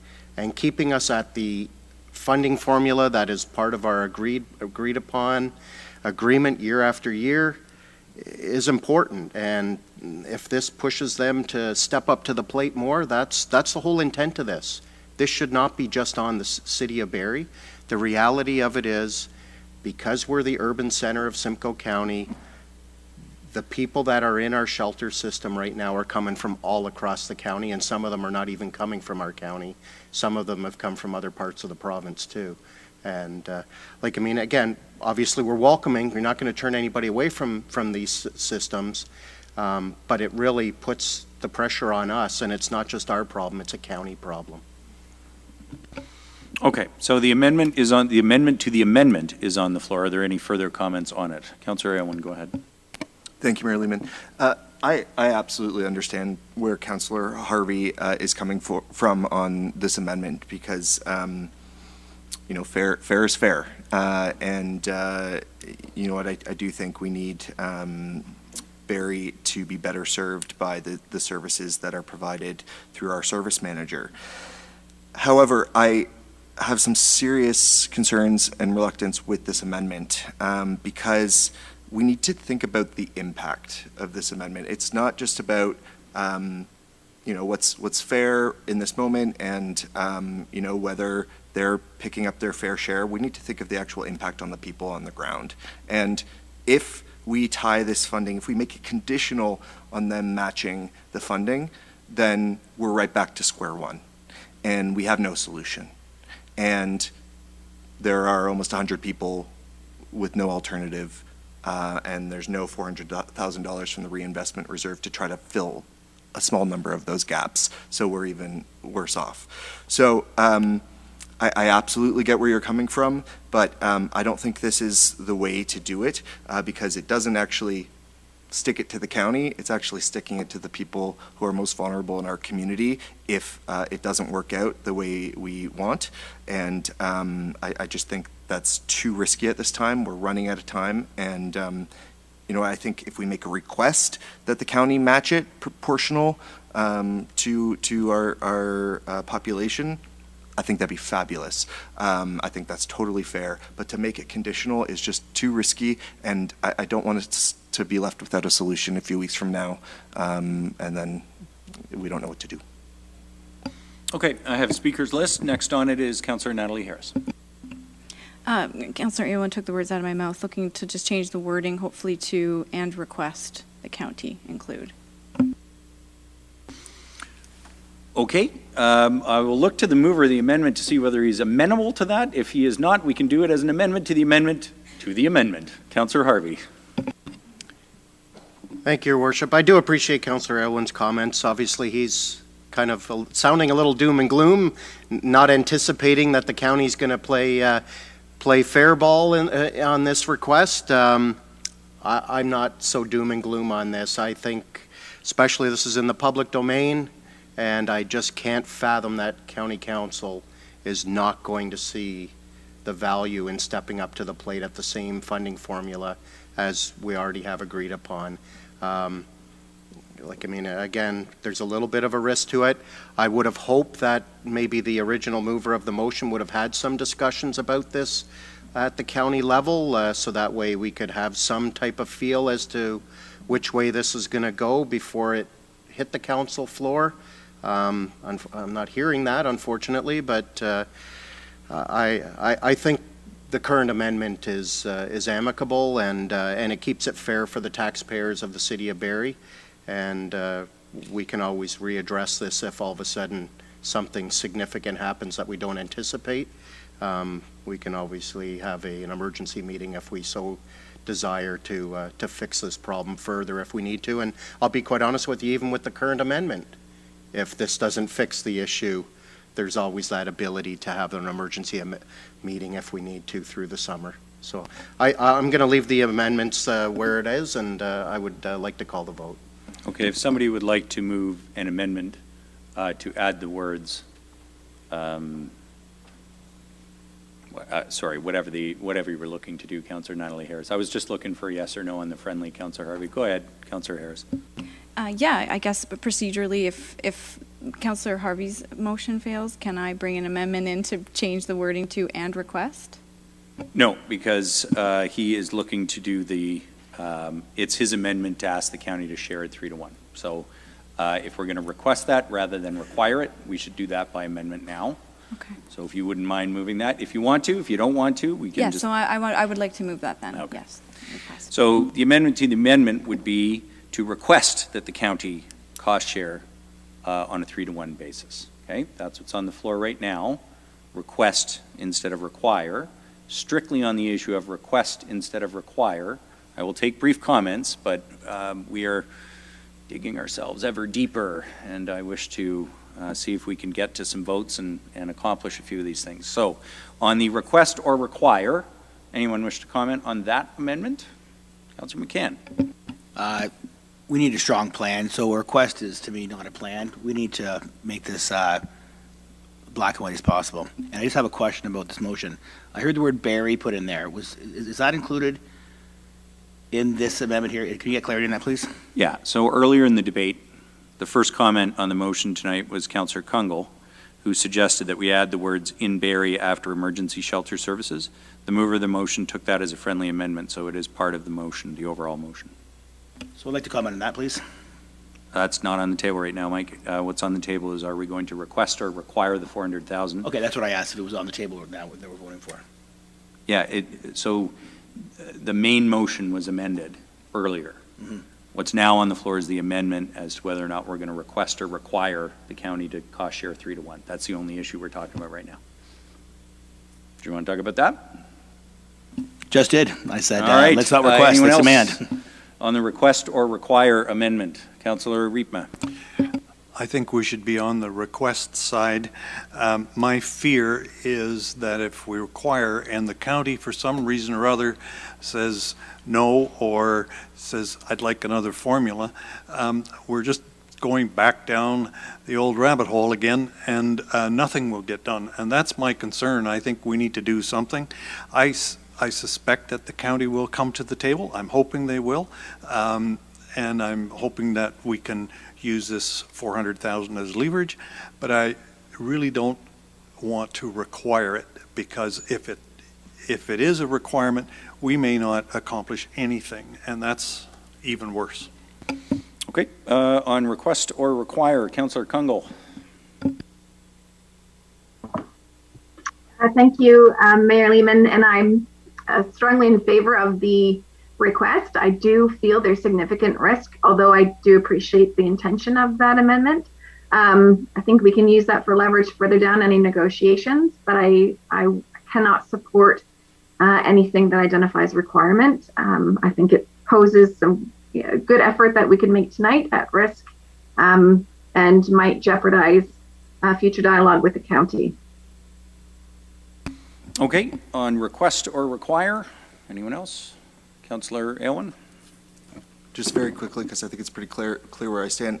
This is a gamble. Like, we don't know for sure that the county is going to match this funding 75-25. We don't know that. And we're gambling with people's lives here, and I just don't think that's okay. So I think we need to be careful here, and that's why I support the amendment to have request. Okay, Councillor Harris's amendment is on the floor to make this a request, not a requirement for cost sharing. Councillor Harvey, further comment? Then I'd like to call the question. Sure. Thank you, Mayor Lehman. I'm not going to support it mainly because I think it is important that we need to leverage the county and stick within our agreed upon arrangement that we already have.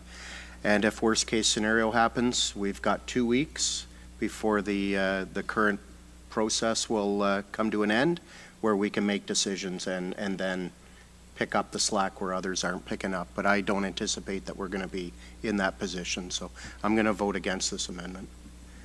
Okay, on the amendment, any further last comment?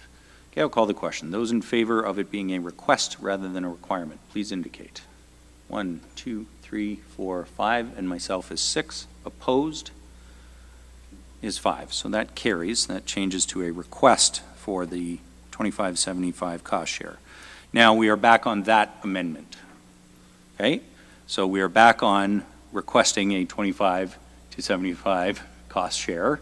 On that issue, we have not voted. Are there any further comments on adding that request? Councillor Thompson.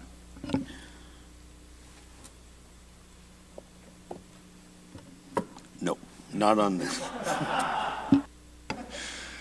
Thanks, Rob. Any further comment? Councillor Jim Harris? Thank you, Mayor Lehman. So I'm pleased that we're looking to encourage the county to contribute at a rate that is understandable and relevant to us. My question would be, given that, and it's good news that we're pushing the number up, and fingers crossed that we get there. The motion, it talks about including but not limited to emergency shelter capacity and on-site addictions and mental health services.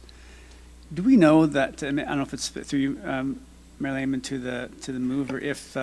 Sorry, Councillor Harris, we're not on that yet. Oh, We've still got one amendment in between. The piece we're on right now is Councillor Harvey's original amendment to ask for the cost share. We do need to vote on that. Pardon me. And sorry, so I'm just going to ask you to limit comments to that. No. That is to request a 25 to 75 cost share with the county. I would like to call the question on that, and then we can move to your issue and any others with the original amendment. Anyone else wish to comment? Sorry, Jim, but that's where we are. Okay, seeing none, I'll call the question on the amendment. Those in favor of asking the county for that 2575? Yes. Opposed? 1. That carries. Now we're back on to the original amendment as amended twice, and I'll go back to you, Jim Harris. Keep talking. Point of order, Mayor Lehman? Yes? There was another no vote. Oh, I'm sorry. Councillor Congo voted against that? Yep. Okay, so it's 9-2. Go ahead, Councillor Harris. It still carries. Great. Thank you, Mayor Lehman. Yeah, sorry, I thought we had that one in the bank. So my question is curious, and maybe we don't know the answer. Maybe we do. That and part of my worry was even that we could adequately resource the on-site addictions and mental health services.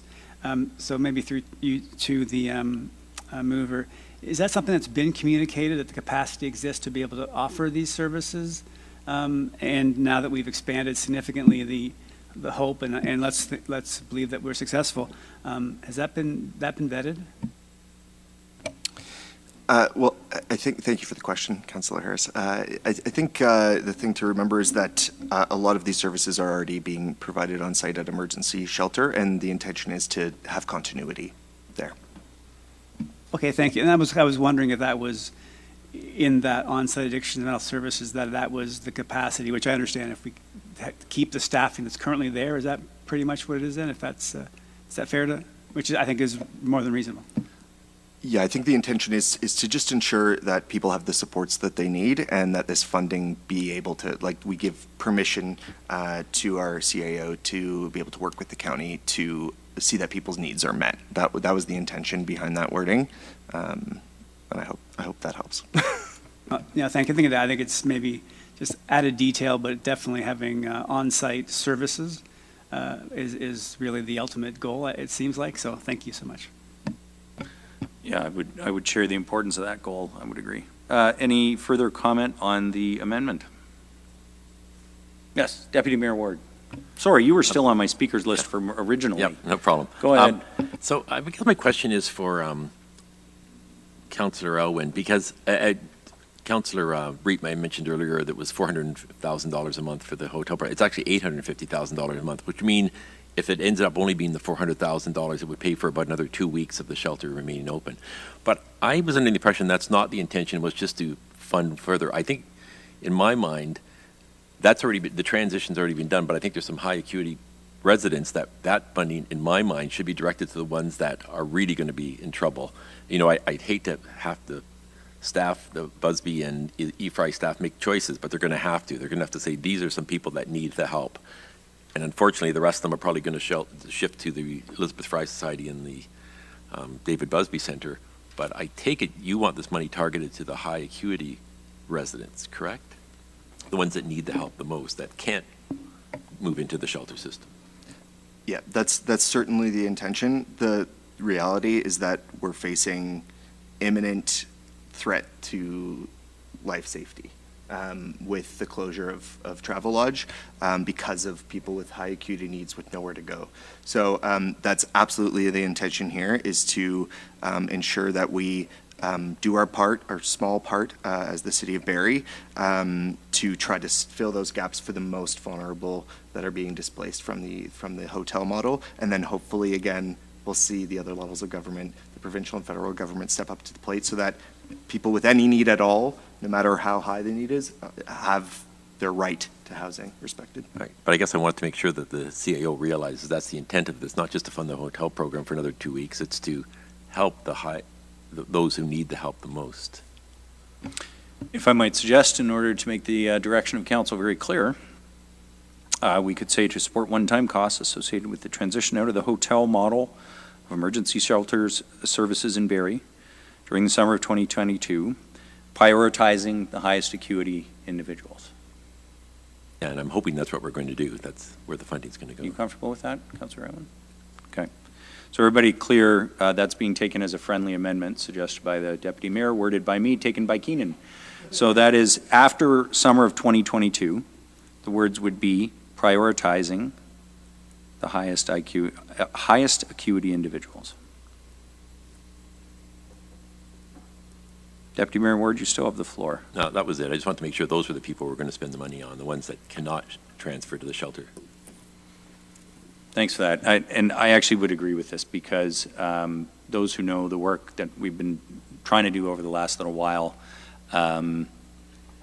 there's every single individual here has their own story and their own circumstance, and they have varying capacity. That's the reality, individual capacity. And I think Councillor Elwin rightly has highlighted, and I've been trying to highlight, some of the folks who have been discharged directly, in some cases from hospital, or are experiencing chronic homelessness, are experiencing dementia, are experiencing other severe mental health issues or so forth, have no capacity to live in the community. They just don't. They need the support. They must have the support. And so we want to prioritize the folks who are in that circumstance first. So I would agree with this, Deputy Mayor Ward. Are there other comments on the main motion now as amended? There's a couple of friendlies that have been put in there. There's the amendments that have been addressed. Councillor McCann, go ahead. I don't have any friendlies, but I'd like to speak last after all the friendlies there, so I can just have a wholesome conversation with the whole amendment. I think that friendly's done, so you're next. Go ahead. Okay. I am pretty close to not supporting this. And I'm just going to give you a brief synopsis on why I'm not.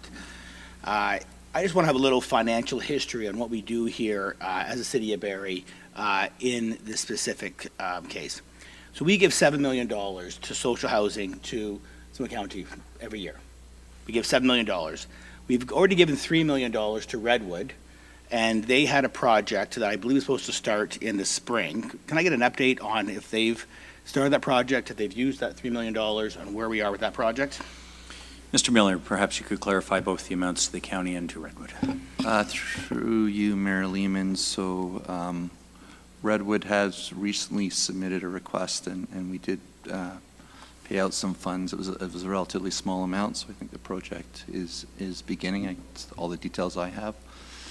In terms of the county, that's correct. For social housing and the not-for-profit housing, the city in 2022's budget, the total is about $7 million to the county.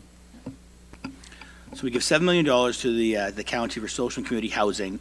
We've given $3 million to Redwood, that a project that's just starting now, and they've spent roughly about $100,000. And can I get some clarity? I guess the Affordable Task Force allotted $5 million to affordable housing. And maybe Councillor Harris, you can maybe give me some light on this if you remember, or Mayor Lehman. That money, has that been allocated, or is that just a wish list? No, that funding, oddly enough, came with a 2-to-1 match from the county, as you may remember, which would be $10 million. I think it's fair to say there have been no projects that have come forward for that funding at this point. However, the county is pursuing a large-scale supportive housing project for Barrie. So I think that request will come. And this is important to me, so I'm going to take a little time with this one, if you don't mind. Maybe it's Bala or somebody could answer. Has there been many prospects on having people wanting to use this $5 million to build affordable housing in the city limits? Through you, Mayor Lehman, to Councillor McCann, I don't have that information. Yeah, I wish I would have given you the question earlier. Does anybody have that information at all? I'm pretty sure the person that would have that information is on vacation, I'm guessing, so. Sorry, Councilor McCann, there's been no call for projects or funding made available. I think the $5 million you're remembering, and I was just referencing, is the Affordable Housing Task Force recommended that the city allocate $5 million towards a supportive housing project, which is a very specific type of, not affordable housing, supportive housing, like Lucy's Place, and that the county match that on a 2-to-1 basis. That would create $15 million. I believe the county continues to pursue a supportive housing project, which is a specific thing, and that request will come to the city. But there's been no, it's not available for affordable housing. That wasn't what the task force committed. And by the way, council has never actually allocated that $5 million. You accepted the task force recommendation, but it needs to come from somewhere and be put into a budget, which would naturally happen at the next budget this fall, which will be the next council's. Just clarity, you said it's not for affordable housing? No, it's for supportive housing. So supportive housing is temporary housing where people who are experiencing homelessness get a roof over their head and receive mental health or addictions or employment or physical health supports on site. So it's a temporary form of housing that also allows people to deal with the reasons why they're homeless. So I just need some clarity from staff. Is that the case that this wasn't for affordable housing? It actually was for supportive housing? Thank you for the lesson on that, Mayor Lehman. But I was pretty confident that this was for affordable housing, not supportive housing.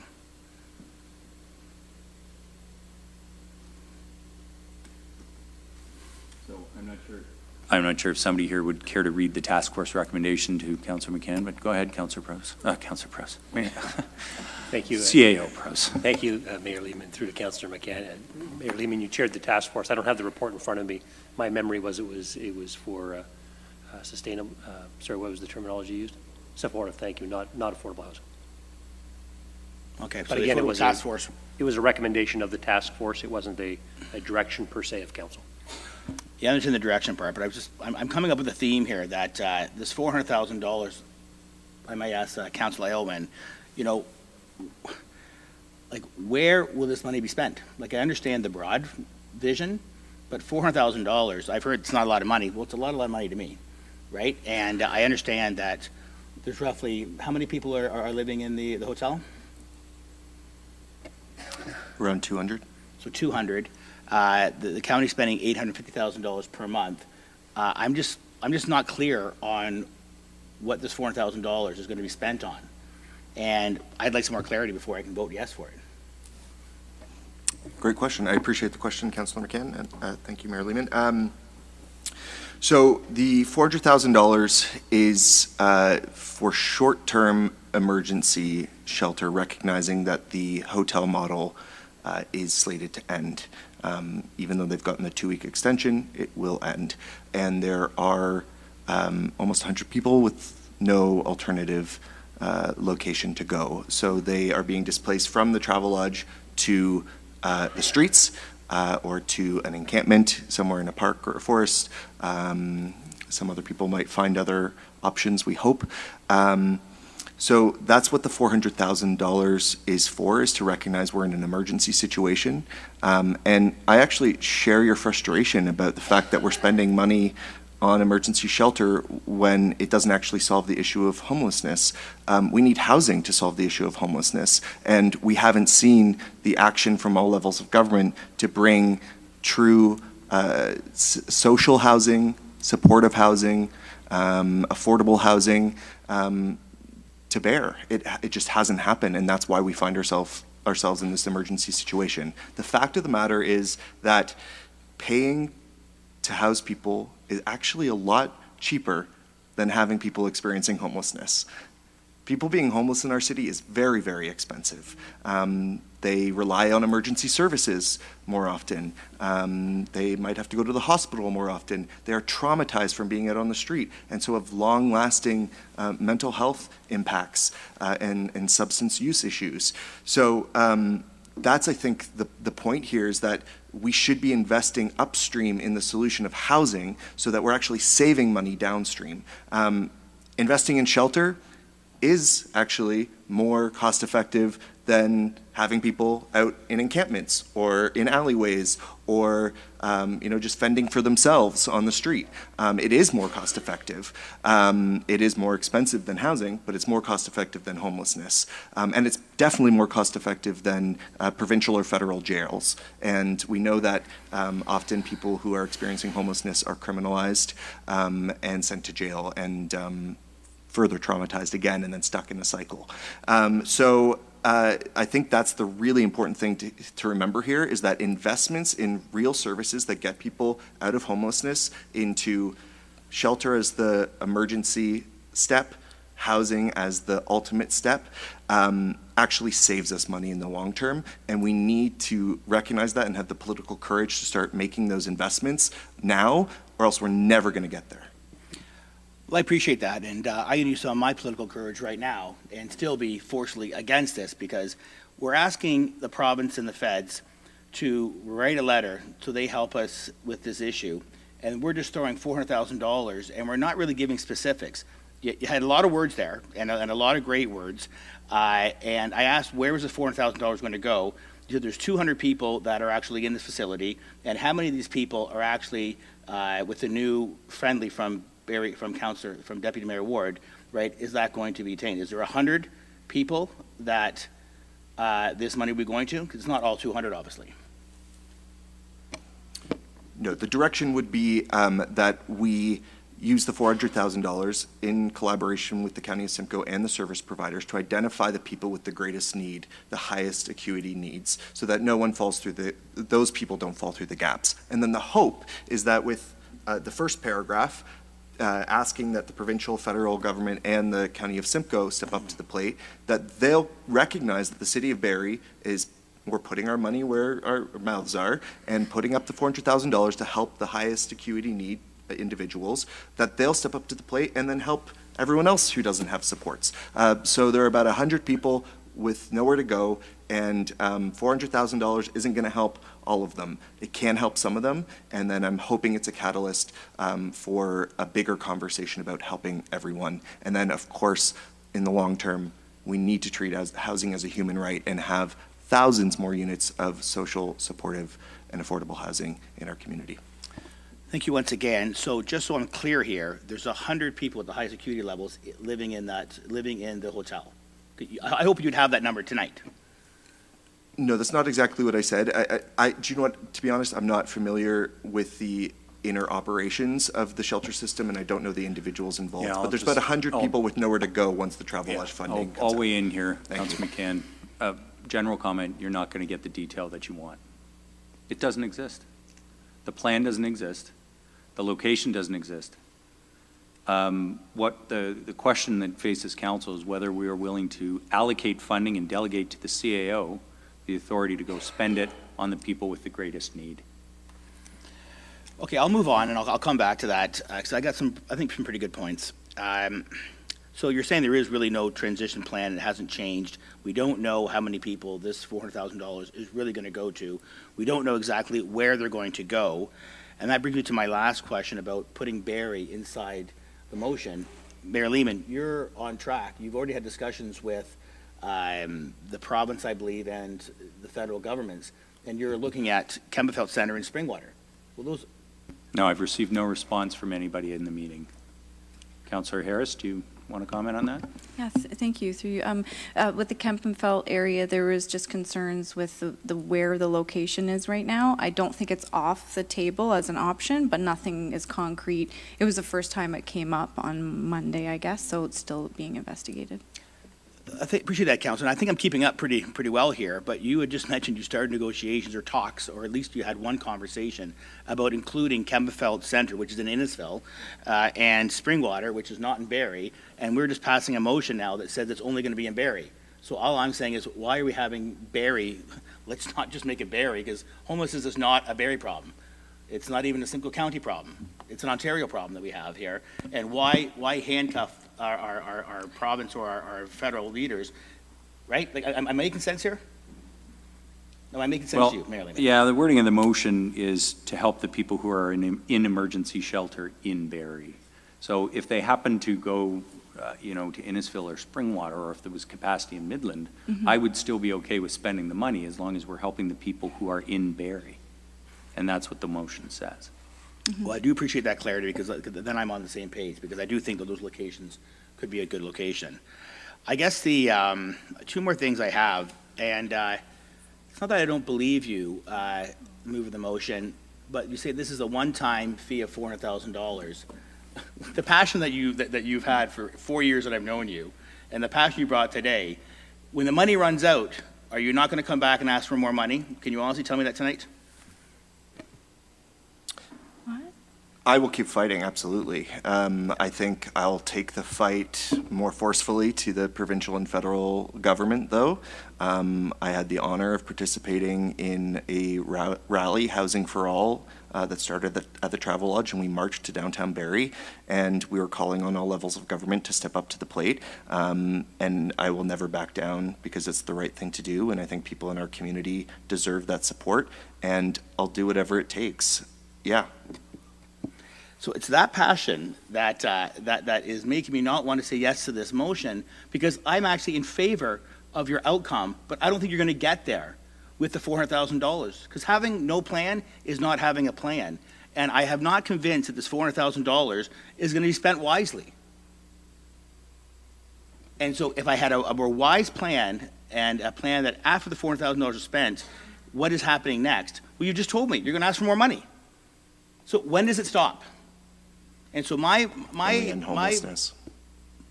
guess my answer is going to be no for this amendment. But if it does pass, I want to ask you if you have a friendly. Even though I'm going to vote no for this, I want to ask you if a friendly, that staff report back in September and October to General Committee and tell us exactly where this $400 went and how it was spent.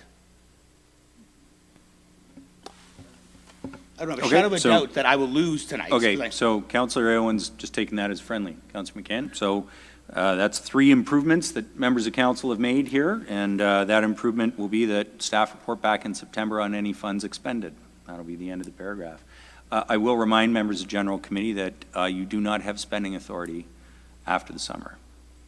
So the council is lame duck. There will be no new money in September. There can be a report back on staff, or by staff, on how money was spent, but we will not be able to allocate any new spending after the summer, just to be clear.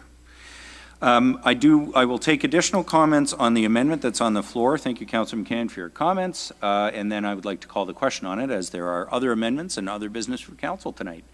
So where we are, just to sum up again, we've had the 3 friendly amendments, and I can't blame anybody for losing track of them, but just to be clear, those were to add in Barrie after the words emergency shelter services. The request to the county to cost share 3-to-1 our $400,000 commitment that would be made by this amendment. And the that wasn't a friendly, that was voted on. And then prioritizing the highest acuity individuals, that was taken as a friendly. And then finally, the last one, which was the 3rd friendly, was Councillor McCann's, which is to ask staff to report back on how any funds were expended in September. That's what's on the floor, members of General Committee. Would anyone like to say anything else?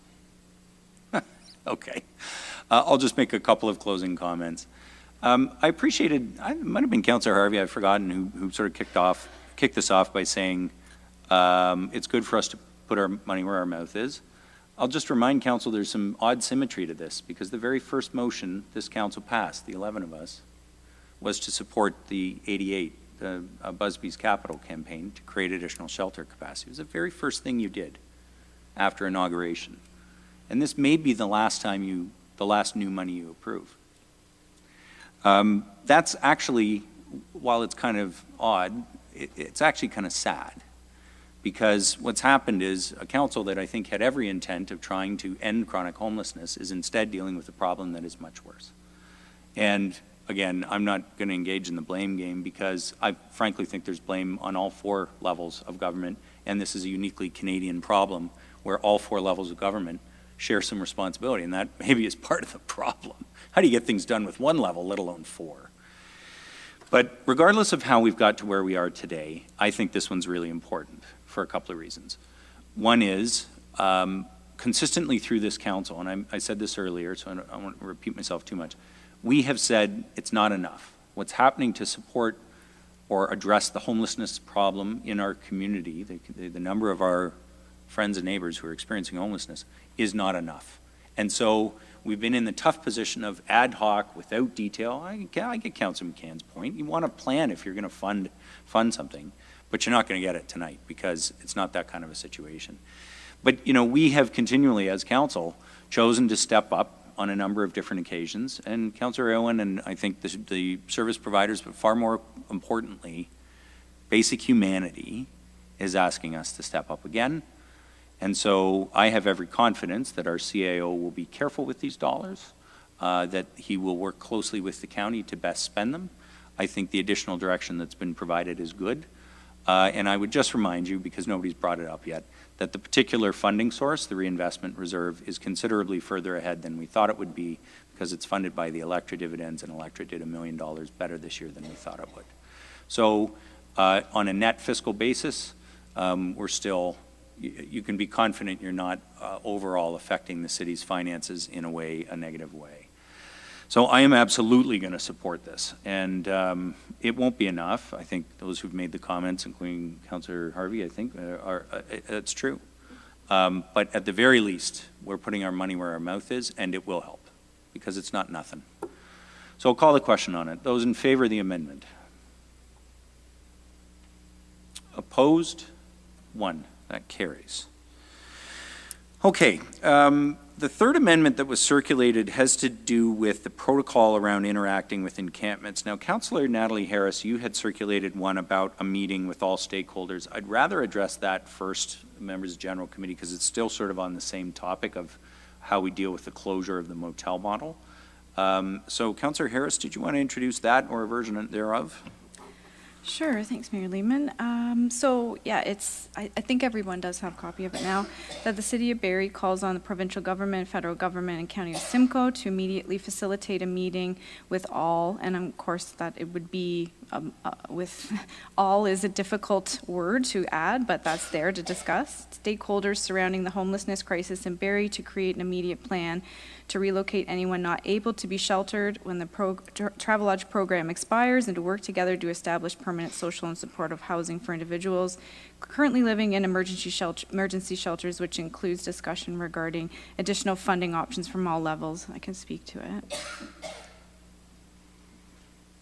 Sorry, so the last part there was new, I think, the last few words. Yes. Do you want to just give us that again? And that would include discussion regarding additional funding options from all levels of government. So my intent is to have this meeting and to cover as many bases as possible. Obviously, we've passed the first part of the motion requesting money, but I think also to, you know, what Councillor McCann is talking about, you know, what is the fulsome plan? Where will money go? I agree, it's very difficult. There's a lot of different layers of government that we're trying to navigate through, and here we are at the city level dealing with this crisis.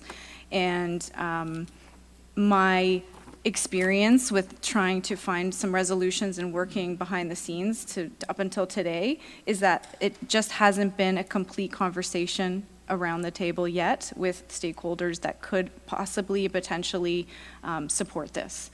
So that's where this is coming from. Okay, and you left the original language that the city would call on the other 3 levels to facilitate that meeting? Is that what I said, Mandy? Yeah, probably. Yes. I'm of course I'm offering to help behind the scenes as well with invitations, questions, etc. But yes. Okay, the amendment is on the floor, so it would be a new paragraph. Comments? Councillor Harvey. Yeah, thank you, Mayor Lehman. I like the theme of this. I guess my only concern is it doesn't direct any one party to be the lead in these stakeholder meetings, and it, again, I'll leave it up to Councillor Harris, but I think it would probably be advisable to indicate one party to be the one to make these arrangements, so that way it actually directs one party to facilitate this, opposed to it being a little open with 4 different parties involved, and it may never happen. Yeah, I would agree, Councillor Harvey, and that obviously should be the county who have the responsibility for the transition planning. Councillor Harris? Sure, it can be the county if that's the will of council. I have had conversations with MPP Kanjan that said that she would work with me, and her and I could take the lead as well if possible, but the county, of course, would be the best choice right now. Yeah, I mean, given they would have the funding to pay for anything that you come up with, and the responsibility as well to deliver it through the service provision, I think. So, if I might suggest, in the wording, City of Barrie calls on the County of Simcoe to immediately facilitate a meeting with all stakeholders, and that's where you could including the provincial and federal government. Yeah? Okay. Members of General Committee, you clear what the amendment is? Yep. Okay, I'll call the question on it. Those in favor of that amendment? Anybody opposed? No, that passes. Okay, finally, Councillor Aylwin, I think you have one more. Go ahead. Yes, thank you, Mayor Lehman. So the final amendment that has been circulated as well is that paragraph 2 be replaced with the following. That staff in the Enforcement Services Branch and Operations Department, in consultation with community partners, be directed to develop a protocol for interacting with individuals living in encampments that ensures that all possible alternatives to encampment evictions are meaningfully explored through engagement with encampment residents and outreach organizations, and that staff report back to General Committee with any resources that may be required to strengthen engagement and facilitate alternatives to eviction. And I can speak to that. Okay, go ahead. Thank you, Mayor Lehman. So, as of today, the most recent number I heard is that we have 57 people living in encampments that are being served by Busby, and that's just people who are being served by Busby in encampments. There are likely more throughout the city. So, no matter what happens with the travel lodge, the hotel model of emergency shelter, we have a serious problem on our hands. And we know that evicting people from encampments doesn't solve homelessness, and that, in fact, when you evict people from encampments, it can actively harm them by displacing them from a community that they've built at that encampment, moving them into a deeper natural area, for example, into deeper isolation, and away from the services that they desperately need. And then finally, it's not an efficient use of public resources, because what we are finding is that when people are evicted from encampments, they just move their camp to another location, and we're right back at square one. Now, having said that, I recognize that there are some serious concerns with safety at encampments, around fire safety, around garbage and garbage disposal, and those need to be taken seriously. And I think we've heard from Chief Mainprize that they're developing some plans on the fire safety side of things, which is really good to see. And then the ultimate solution, obviously, is to house people so that they don't have to live in an encampment, but we know we're a ways away from that. So the original motion was to look at the protocol on homeless encampments in Canada and adopt that protocol. Now, I think I've heard some concerns from members of council, some concerns from staff on that in the confidential memo, and I understand those concerns, and while I may not agree with all of them, I would rather see council come together on this and find a way that we can treat people in encampments with dignity and respect, in a way that our staff feel comfortable with in terms of liability and resourcing. So The intention here is that there's a clear protocol in place so that the Enforcement Services Branch, the Operations Department, community partners like outreach agencies, the police, that we're all on the same page. Because up until this point, it hasn't really been like that. It's been a bit haphazard even, or inconsistent, the approach to encampments from different organizations, namely enforcement services and the police. There's been a bit of a disconnect, and I'm hoping we can bring everyone together and have everyone on the same page and have a clear protocol for how we support people in encampments that doesn't go to eviction as a first step or a second step. That's the last step. We actually should ensure that people have access to other supports in place before we do that.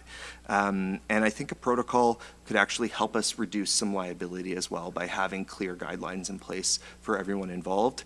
And I'm hopeful that we can all come together on this and support it. Thanks, Councillor Irwin. On the amendment, Councillor Morales and Councillor Harvey. Thank you, Mayor Lehman. I can't vote in favor of something that's going to legitimize encampments, plain and simple. I understand the intent of this amendment. I don't want us to end up in a situation like Toronto did at Trinity Bellwoods Park last year. That was frustrating for everybody involved. That was frustrating for the people who had to be removed there, from there. That was frustrating for the residents and people who enjoy the park. That brought out the worst of a lot of people, including the people who had to respond to the calls. So I don't want us to get us to that worst scenario. Do we have an issue? Absolutely. Did we take small steps tonight to get there and call action other levels of government? Absolutely. But anything that is going to legitimize encampments in the Lovers Creek area, in Ward 9 Southeast Barrie, and the Bayfield area is not a good short-term solution for the residents in the nearby area, or a medium and a long-term solution for the people actually living in the encampments. So I think we need to put forward our energy into the other steps that we're taking, either to getting funding, to do wraparound services, and to getting people in housing. And I think for myself at least, this just goes that one step too far and not something I want to legitimize. Okay, Councillor Morales, just to be clear, because from your comments it sounded a bit more like you had concerns with the original motion. This amendment, this new paragraph 2, doesn't legitimize or amend our bylaws or allow encampments. What it does is it, I believe, directs that all other alternatives be fully explored before people are required to leave. That may be too far for you, but just I want to make sure General Committee's clear on what the amendment says. I appreciate your follow-up comments, and I'll just start this by saying it's a little bit late. So I'm not saying this with sarcasm or passive aggressiveness. I'm reading between the lines. It doesn't have the words. It's still doing the same thing. I've been in politics long enough to again read between the lines and know how what staff are going to maybe respond. And maybe I'm being presumptuous, and I'm okay being wrong. But to me, this is more or less the same without the impact words. Okay, Councillor Harvey. Thank you, Mayor Lehman. Question to staff. Probably Ms. McAlpine might be the best one to answer this, as she's provided our weekly updates when it comes to the outreach. My understanding is staff are already doing what this paragraph states, that they're not going in immediately and removing people, and that they're reaching out to the resources within the city, trying to assist people before finally push comes to shove, when it is a safety issue and potential fire hazards, health hazards, that type of thing, that's only then the only time that these encampments are then taken down. Would I be correct in assuming that? Thank you, Mayor Lehman. Through you to Councillor Harvey. When a complaint related to an encampment or camping on city lands is received, the nature of the complaint is reviewed and it's prioritized for response. So health and safety issues are our first priority. So that could be needles, waste, fires, etc. The protection of the environment from contamination of soil and water, and quality of life considerations like noise violations are a next priority. And the lowest priority is is what people would say is the visible evidence of poverty. That's the lowest priority in terms of a complaint. When those complaints, after they've been analyzed, municipal law reaches out to, at this point, historically it was Busby, because at the time the protocol that we do have was established, Busby was the primary organization to advise that a complaint had been received. They attend the site to educate the individuals about the prohibitions in the city's bylaw, typically issuing a notice of violation or a warning that says that they have 24 hours to address any violations. And then they return after the 24-hour period based on the resources that we have available. So it may not be on hour 24, it might be 2 days later if staff have been prioritized otherwise. And if the person or the fire or whatever the violation is still present, then the person indicates that they need a longer period to achieve housing or to address a matter, and it's a reasonable extension, staff will consider that reasonable extension and grant it. However, at the end of the timeline, after any extensions, then if individuals don't choose to leave, there may be fines issued. In 95% of the time, fines have not been issued. So, you know, is it perfect and does it achieve everything that I believe Councillor Aylwin is seeking? No. I believe he's seeking something further than that. And but that is the approach. It's typically education, then verbal or written warnings, an attempt after we've contacted outreach organizations with the hope that they might be able to find alternative shelter for people. And lastly is fines or any other action. Great, thank you. I struggle in supporting the way this is pictured, because I do have some concerns, as Councillor Morales mentioned. We have to be careful. As politicians, we can't direct the police. I know it's not written in this paragraph, however, it was discussed when Councillor Aylwin was speaking. And it sounds like our enforcement staff, from a bylaw perspective, have been extremely lenient with the people, which I'm glad to hear, because especially when it comes to fines being laid, most of these people don't have the ability to pay the fines and end up with surety warrants put out for them, which the last place they need to be doing is spending a few days in jail because they couldn't pay a couple $100 fine. But on the flip side, we also have to look at the health and safety of these people. We just recently had an encampment fire where someone passed away. And I think this just goes too far, that potentially opens up the door for that happening again. And I think we have to be very cautious about really leveraging our enforcement staff when what I'm hearing from Ms. McAlpine is they're doing a heck of a job. They're doing their job as compassionate as they can without overstepping the bounds. However, there does become a point where you have to say this is a health and safety issue and you can't be here anymore because of that issue. For those reasons, I have difficulty in supporting it, but I will listen to what my colleagues have to say. Other comments on the amendment? Councillor Kungle.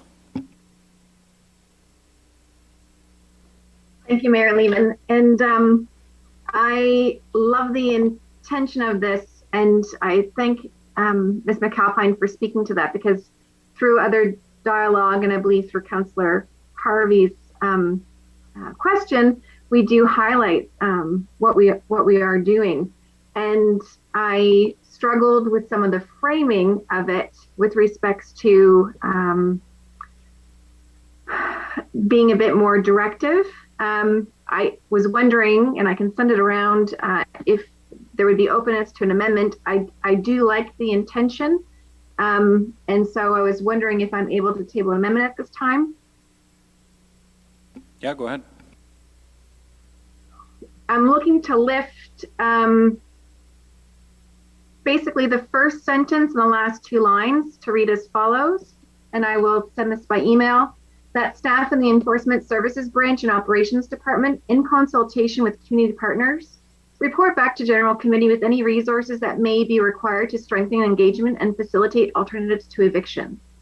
And I was wondering if that helped to lift this maybe to a different level of saying we acknowledge what staff are doing, whether we call it a protocol or not, that there is a process in place that staff have been able to identify to us that aims, I think, to ensure individuals are approached respectfully and with dignity, and that we are working with service provider partners. But I am wondering if there's of any benefit to the intention of this really being identifying with consultation with providers. Is there anything that could be improved? So if we think about better has no limits, is there any opportunity for us to kind of say, what do staff need? Or is there anything on our end as a city of Barrie that could complement what we're currently doing in a way in which facilitates the best outcomes possible? And I'll email that right now. Okay, yeah, I'm a little confused by the impact of the amendment, so I'm going to wait to see the wording.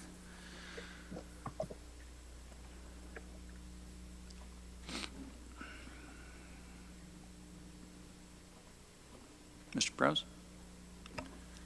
Thank you, Mayor Lehman. While you're waiting for the amendment, I thought members of council might benefit from information that staff have already been working with Barrie Police on, we'll use the term, the protocol. Earlier this year, members of council are aware that there were some concerns raised by the supportive community in and around the approach to encampments. And what we found from discussions with Barrie Police, certainly when we are dealing with health and safety and life issues, Barrie Police have their own mandate. They don't ask the city for permission, nor do they, frankly, ask the service providers for permission. They do what police do. But we recognized in conversations with Barrie Police, we did have an opportunity to make sure that the approach of municipal law enforcement and the approach of Barrie Police was the same on those non-life-threatening issues. And we'll call that the protocol. So they've done the work over the last several weeks. The group in Tammy Banting's department, along with Barrie Police, have worked on that protocol with the intent of sharing with the public, sharing it with the user groups, sharing it with members of council, really under the heading of full transparency on how we're going to approach these non-life-threatening situations. The amendments that are on the floor and as are proposed would certainly go further than that and ask staff to report back.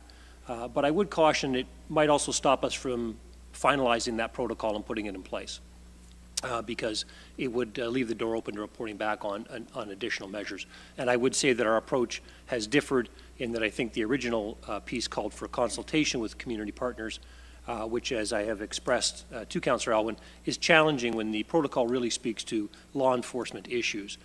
Generally, we don't go to the public and ask them their opinion and their approach when it comes down to law enforcement issues. There are certainly other areas where we can learn from and work with those support groups, and that is also the intention. The City of Barrie staff and the Barrie Police staff will start having regular meetings with these community groups so that we can work more collaboratively when we are servicing those that are unhoused and in encampments. But I wanted to offer that information because members of council may not have it as they deliberate their decision tonight. Okay, the amendment to the amendment that's being moved by Councillor Kungl has been circulated. It would essentially eliminate the discussion of the protocol and change this proposed amendment into just direction to staff in enforcement and operations in consultation with community partners to report back to General Committee with any resources required to strengthen engagement and facilitate alternatives to eviction. That's the language. Mayor Lehman. Yeah, go ahead, Councillor Kungl. Sorry, if I may, with CEO Proce's context provided, I'll withdraw the amendment. Okay. So we're back to the language that Councillor Aylwin has circulated. Thanks, Councillor Kungl. On the amendment, on the language that was originally provided. Councillor Aylwin, go ahead. Thank you, Mayor Lehman. And thank you, CAO Pros, for that additional information. It's very much appreciated. And to clarify, the intent of this amendment was to have staff report back on any resources that may be required to strengthen engagement and facilitate alternatives to eviction, but not to report back on the protocol itself. So that was one clarification there. And the reason, as you correctly pointed out, CAO Prowse, for the amendment here is to support the work that staff are doing in developing the protocol, because I think that is excellent work that you're doing. I had a chance to see the draft today, and I think it's a great start. I think the intention here is to have council provide some additional direction to staff to ensure that the protocol takes into consideration that all possible alternatives to encampment evictions are meaningfully explored through engagement with encampment residents and outreach organizations. So that's one. And that staff do consult with community partners, because I think community partners and outreach organizations are a key part of any response to people living in encampments, and they should be at a very minimum consultant in the development of the protocol, and I'm hoping that council will direct that this evening to supplement the work that staff is already doing, because we know that it's not just an enforcement matter, because the issues that cause people to be in encampments aren't criminal in nature. Poverty isn't a crime. Homelessness isn't a crime. So it's not just an enforcement issue, it's a societal issue and a community issue. So I think those community and social service partners need to be at the table. Okay, I have a speaker's list. Councillor Thompson, you're first on it. Thanks. Through you, Mayor Lehman, to Ms. Banting. With this motion, if an irate resident calls at the end of the week, where a dog's come in with a needle in the paw or something, would this limit your powers of your department? Or would you have to go through all the channels of community partners before eviction and stuff like that? Or could you act immediately to resolve the hazard and the fear of the resident? Through you, Mayor Lehman, to Councillor Thompson, I would say if the life safety matters are still the focal point of the process or protocol procedure that we develop, then that would not limit that. In that particular case, that would be a health and safety matter for not only the pet that was in the park, but any other person that may be in or around that park area.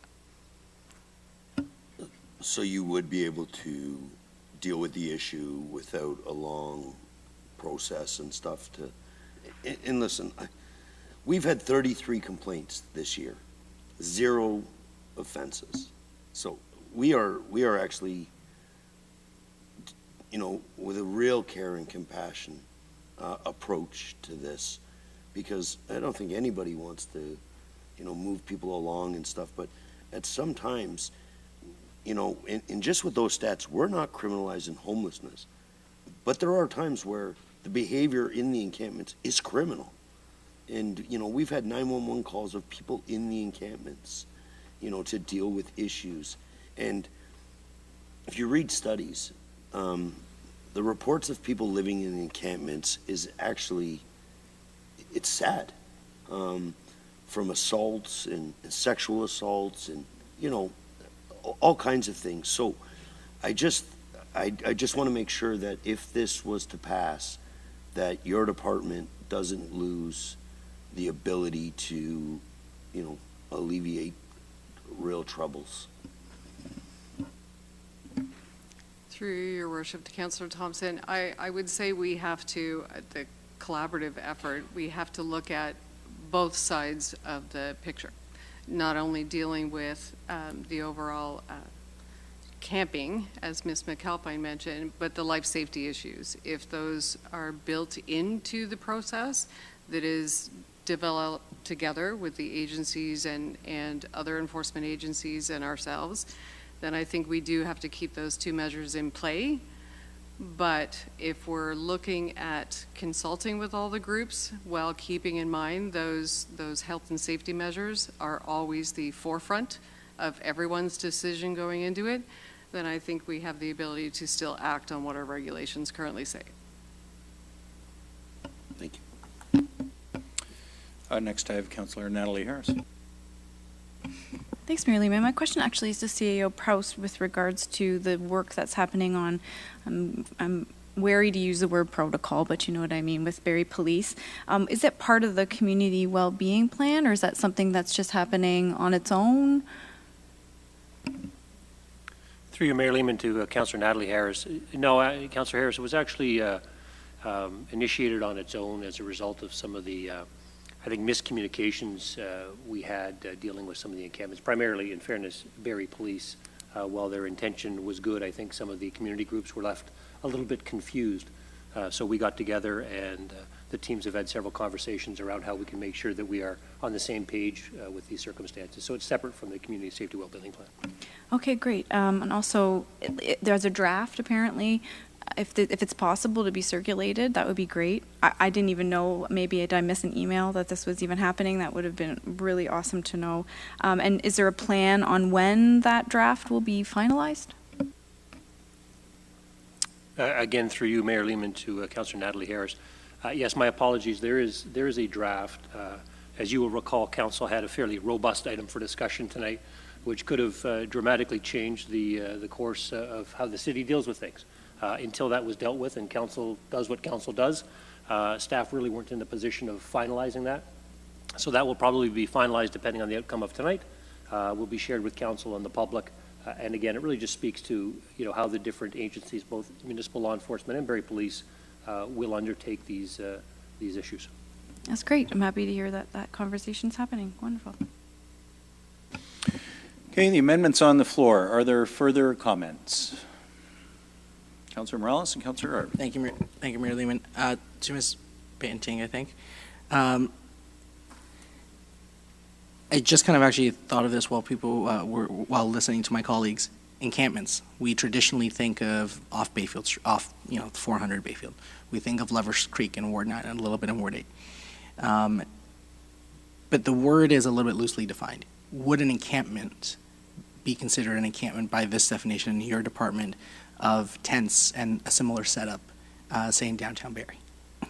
Either in an alleyway or a blank wall, if you will, with minimal pedestrian activation. Through you, Your Worship, to Councillor Morales, it depends on the location, what the definition would be. Our regulations currently speak to city-owned properties. So whether that be a park facility, a open space area, environmentally protected, could be the roadway, it could be any city-owned properties. And that includes sidewalks and right-of-ways? They are considered part of the roadway, but yes, in the loosest term, it could be considered an encampment if someone was to set up a area or a site. Okay. The comments that I've heard from Ms. McAlpine, and again, the experience I've had with Ms. McAlpine, she tells it to you how it is. She's not picking sides. I am confident in the way it's being handled right now. And the fact that language is loose about something like a downtown or a right-of-way, and again, I'm not trying to be dramatic here, and the Simpsons joke of pearl clutching, but right-of-ways exist in the front of our residents' homes as well. City owns about a meter and a half, if you will, Ms. Banting, in front of a home. So again, I'm not trying to be dramatic, but lots of big houses that have big frontages, deep lots, they're set back a little bit more. This is a scenario that currently doesn't exist, but specifically the downtown one does concern me. So that is further another reason why I think that the current response, as Councillor Thompson said, is compassionate. It appears to be working and being engageful, and I see no need for this language. But I do think, obviously, let's take that energy and put it into moving the needle a bit on housing. Councillor Harvey. Thank you, Mayor Lehman. Question for the mover of the motion. Obviously, there's been quite a bit of discussion about this draft protocol. Doesn't sound like any of us around the table, other than yourself, has seen this draft protocol. Is there something in that draft protocol that you don't like, that you feel the need to bring this motion forward? Because it sounds like staff are very well on their way in creating this protocol that you're asking for, to the point where a draft is already created, and I'm really confused as to the necessity of this motion when in fact you've already seen the draft. So is there something glaring in that draft that you don't like, that you'd like fixed? Thank you for the question, Councillor Harvey. Yes, there are two things. The first is around engagement and consultation with community partners and outreach organizations, social services that serve people experiencing homelessness. I think that needs to be more explicit in the protocol, and actually those groups need to be consulted in the development of the protocol as well. So that's one thing. The second thing is, I think we do need some stronger language around ensuring that all possible alternatives to encampment evictions are meaningfully explored through engagement with encampment residents and outreach organizations. While staff have done a wonderful job with the protocol, I think we could go a bit further in terms of ensuring that eviction is a step that's further down the line. Doesn't mean it's not available if you've exhausted other options, but I'm hoping that we can take an approach that is more cooperative with people who are actually living in encampments, actually ask people what they need and what they want and where they want to go, and then also more cooperative with the organizations that support those people as well. I hope that answers your question. Sort of does. I guess I have to be careful how I ask my questions, though, of staff, because quite evidently this is not a public document that we're talking about right now. Would I be incorrect in assuming that, Mayor Lehman? You can ask the CAO. I think Ms. McAlpine just described the protocol in some detail, Councillor Harvey, so I don't think there's anything that's hidden here. It's just being written down. Okay, thank you, Mayor Lehman. Question to staff, whoever feels best to answer it. When it comes to Councillor Elwin's concerns about outside agencies not being involved with this, can you speak to any involvement that outside agencies would have been involved when it comes to creating this protocol, or was it solely created by the city staff? Mr. President. Through you, Mayor Lehman, to Councillor Harvey, I'll take a crack at it. Ms. McAlpine can fill in the points that I miss. So the protocol or agreed to approach was as Ms. McAlpine indicated, we've always had a procedure or a protocol. Every organization does, and especially when you're dealing with enforcement. This came out of, as I indicated earlier, some confusion from the community support groups on time limits and approach to things. So we got together with Barrie Police and we talked that through and made sure that we were all on the same page. The intention was not to boil the ocean on it, and the intention was not to go and seek input from all of the different community groups. Members of council are well aware that you don't have the ability to direct Barrie Police. Their participation in this is voluntary.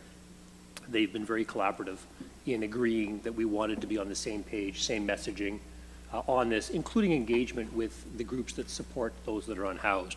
So we are all in agreement on that. However, the challenge unfolds, again, Barrie Police are their own organization who will march to their own orders, literally, and the city, in many cases, is supporting them in that. So this was an attempt to get us all on the same page, and we thought that the best way to do that would be to be transparent with the community, refresh our process, our procedure, our protocol, and then share it with the community. Councillor Elwin actually saw me this afternoon on a related matter talking about tonight, and I thought that was an opportunity to share that with him, but cautioned him it was still in the draft and not yet formalized. So we are here tonight. Okay, great, thanks. I'll leave it at that. I still have a hard time supporting this when it's very apparent staff are well on their way in completing this and have already completed an initial draft. And we've heard from staff the way they currently deal with the situations. And as has been mentioned already, I'm very comfortable with the way they've been dealing with these situations because it really does come down to health and safety in most situations where they end up having to go in and move them along. I'll leave my comments at that. Okay, any further comments on the amendment? Councillor Jim Harris, sorry, I did see you first, Councillor Riepma, and then Councillor Jim Harris. Thank you, Mr. Mayor. I think my view of this is that staff are well along producing this protocol. I'd like them to finish it based on how they see it going. If we have issues with it when it's finished, then we can reconvene and have a discussion about it. But at this point, it seems to me that we're just not ready to have this discussion. It seems to me that let's have staff finish what they're doing, and then I'm sure it'll be put into motion, and let's hope that it works well. And if it doesn't, we can always have another discussion. Thanks, Councillor Riepma. Councillor Jim Harris. Yeah, thank you, Marlene. I'll be brief. I appreciate the intention, but I am concerned, as others, and maybe share originally Councillor Congo's thoughts. And recognizing, you know, in the experience with Barrie Police Services and the Buster Street Centre and the shelter staff, last summer, as you recall, Ward 8 was the ward that hosted the shelter. And, you know, the experience of encampments for me as the councillor who receives calls is significantly different this year than it was last year. But I can tell you, last year, and thank you to Sarah and her team and Barrie Police Services, that the response to the concerns that were raised by both businesses and residents, in each occasion, that it was done thoughtfully and collaboratively. So I think we are in a good place. Like I've said before, there's really 4 accepted responses to dealing with encampments. One's removal, just close it. One's removal support. One's tacit acceptance, and one's formally approving them. And the literature doesn't really have any good definitive description of what's the best approach. So I think right now, knowing we have a report coming, a protocol coming that we're working to improve, I would like to wait for that. So I will not accept, or pardon me, I will not vote for the amendment. Thank you. Thanks, Councillor Harris. Any other comments before I call the question? Go ahead, Councillor Hone. Very quickly, thank you, Mayor Lehman. I think the important thing here is that the approach hasn't been as collaborative as it should be so far. I think we're painting a bit of a rosy picture about how it's been. I think our staff and municipal law enforcement have been fantastic with engaging with outreach organizations and people living in encampments. We have run into a bit of a problem with Barrie Police specifically recently, and there's been a lack of communication. And I think that's why we need to actually direct our staff to engage with these organizations in the creation of this protocol. May 31st, we had a meeting with municipal law enforcement, Barrie Police, outreach organizations, RVH was there, and we discussed encampments, and everyone at that meeting agreed that the approach that we are currently taking isn't serving the people in encampments, isn't serving the community, because it just displaces encampments to another area, and that we need closer collaboration. And that collaboration has actually fallen apart since that meeting. So I'm hoping we can formalize that collaboration through this amendment this evening, and that's the intention here. So I'm really hoping that we can change that approach and collaborate with community organizations. Okay, Councillor Natalie Harris, and then I'm going to call a vote. Go ahead. Sure, I'll be really quick. Thanks, Mayor Lehman. Yeah, just going on top of what Councillor Aylwin said, I think it's really important to remind everyone that including the services includes the lived experience voice, and that's huge. So no matter how much we read studies and do, you know, our due diligence to learn what we could help to help people, the people that need to be helped, those voices 100% need to be heard, and the service providers are those voices. They're the messenger for sure, and that's why it's really important to have them here too. Okay, thanks for that. On the amendment, Councillor Thompson, did you have a question or something? Yeah, Mayor Lehman, if I could be really quick. I understand, like, and I want to be quick, that we are, like, the collaboration's not great, and you know, nobody talks about this. The actual providers of people we want to collaborate with, our staff, and they have trouble getting along. And that's some of our problems. Some of our organizations don't collaborate very well. So I'm just like, every time we shine, like, you know, bad light on our staff, on Barrie Police, but we never call out that some of our providers have a lot of problems in their collaboration. And this is why, like, I think this motion, well, it's just a correction to what paragraph 2 was, because there was a lot of blowback from council and staff that this is just kind of a softer tone to it, but it actually shines a poor light on our staff and the great work they've done. They were already in the midst of doing things, but if we're going to call out our staff and the police and everything, like, and hopefully in your meetings, like, you can have a collaboration from all our service providers as well. And that's some of my concern. Like, we're very quick to blame our side, you know, of staff and stuff, who are doing a great job. But some of the problems is in our providers of their collaborations. So I'll leave it at that, and I won't be supporting this. I'm not willing to let this descend into a blame game of different organizations. We have an amendment on the floor. There's no point in it. Further discussion on it, Councillor Aylwin. So I'll let you make a very final point, but I'm not interested in any back and forth about who's to blame, who's doing a good job, bad job. It's time to vote on this amendment, then let's continue with the business of council. Go ahead. Absolutely. Thank you, Mayor Lehman. The social service agencies aren't at the table right now. It's just enforcement services and Barrie Police developing this protocol. They're not even at the table. So I'll leave it at that. Thank you. Okay. On the amendment, those in favor of the amendment, please indicate. 2, 3. Those opposed to the amendment. Okay, that fails with one abstention, I guess. That completes the amendments that have been circulated. Sorry, we're not clear on something? I had 3 councillors voting in favor. I had 5 opposed. I had Councillor McCann abstaining. Okay, as opposed or in favor? Opposed? Okay. So 6 opposed, 3 in favor. That fails. I don't see any further amendments. So we're on the main motion now as amended many, many times. Does anyone else have anything they want to say? Councillor Owen. I'm really thankful for City Council's collaboration tonight. I think we had a great discussion and are moving the needle a little bit. We still have so much further to go.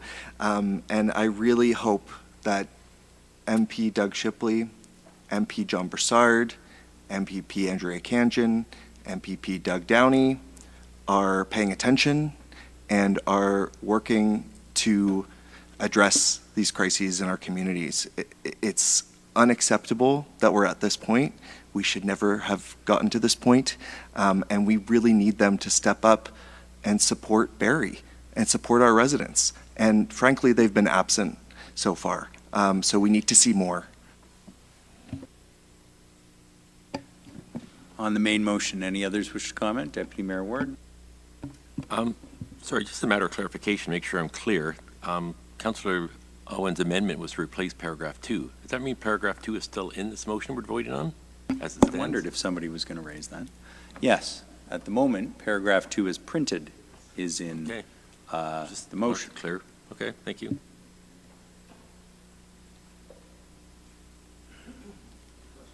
Councillor Thompson. I have an amendment.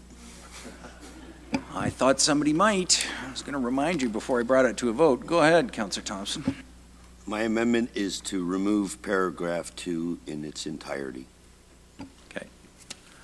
On Councillor Thompson's amendment to remove paragraph 2. Anyone wish to comment? Okay, I'll call the question on that amendment. Those in favor of removing paragraph 2? Opposed? 1. That carries. Okay. Paragraph 2 of the original motion is removed. There's some procedural wisdom. Thank you, Deputy Mayor Ward. Any other comments on the main motion as amended? Councillor Harris? Thank you, Mayor Lehman. Yeah, no, thank you to everybody again. This has been a really complicated motion that's been taking a lot of time to craft. But in all fairness, I must say that there were representatives at the table, and I do have to give a shout out to MPP Andrea Kanjan. She has been in contact, tirelessly. We're still working on certain things. It's been complicated with the election time and et cetera, but she's even reaching out to other municipalities to see if they have space, et cetera. Like there's so much more. I totally agree, but I really think it's important to make sure that that's mentioned. It is a topic on everyone's table, and it is being discussed. Councillor McCann? Just want to address Councillor Aylwin's comments about our MPs and our MPPs. They're doing a lot, and I think it's quite disrespectful for them talking this way. And I've had many discussions with all four of these members, and I would say, like Councillor Natalie Harris, thank you for the good work that they're doing. Thank you. Any other comments? Councillor Gary Harvey? Thank you, Mayor Lehman. Yeah, I'd like to reaffirm similar comments. I did mention earlier of MP and an MPP that I've had conversations with exactly about this. So I think those comments were really out of line. Okay, enough with politics, guys. Can we make some comments on the motion, or are we just going to talk up or oppose our friends or enemies? Are you done? Okay, I'm going to call a question on the main motion as amended. Those in favor of the main motion as amended? Any opposed? None. That carries. Okay, the next item that was held on General Committee's agenda is the Ontario Build It Right motion that was put on by Councillor Riepma. Councillor Thompson, you held that item. Go ahead. If I had my time back, I might not have held this at this time. But then I don't want to. I'll be very brief. I'll put the item on the floor as printed. We just had a 3-hour discussion on the affordability of housing and the crisis we're in and stuff, and I respect Councillor Riepman looking to try to improve that. The provincial government's done A and B.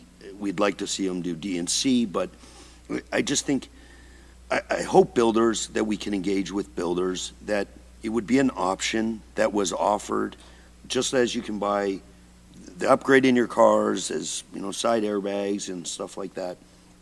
But I think Councillor Aylwin mentioned it today about writing letters, and I've mentioned it to Mayor Lehman before about having a scoreboard over it.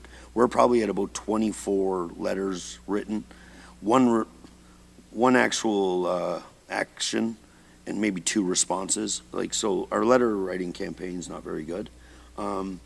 So I just, like I said, I think there's a right time for this, and right now it's just not it. With the adding a cost to homes in this time is something I can't support. There are measures out there, and some of the builders have already taken it upon themselves with, different insulation, different windows and stuff like that. So for that reason, I can't support this. Thanks, Councillor Thompson. And I'll go to you, Councillor Riepma. Maybe you could, in replying, I was curious when I read this motion where the language came from. It's obviously a very complex and detailed motion. Is this something that's been circulated by another organization and requested of municipalities? Thank you, Mr. Mayor. Actually, this wording came from a resolution that was prepared by Cambridge, actually, and they had done some significant background work on it, and I just asked our staff to put it on our agenda with the changes made that it would fit the city. And I might just comment on Councillor Thompson's thoughts. First of all, this is very much the right time to do this. The province has a plan to reduce greenhouse gases. City of Barrie also has a similar plan. 42% of our greenhouse gases come from buildings, and we need to get on a route to get us to net zero. And the province is working on its building code at this point. And the resolution that I'm putting forward today does not increase building costs. What it asks the province to do is to add a series of tiers into the building code. So if you are going to build a house at tier 1, that has a certain energy efficiency attached to it. If you build it at tier 2, that has a different energy efficiency attached to it, and at tier 3, and it goes up. And what it allows people to do is to make a wise judgment in terms of when it comes to buying a new house. They can say, you know, I'm going to not be concerned about energy costs, and I'm going to buy a tier 1 house.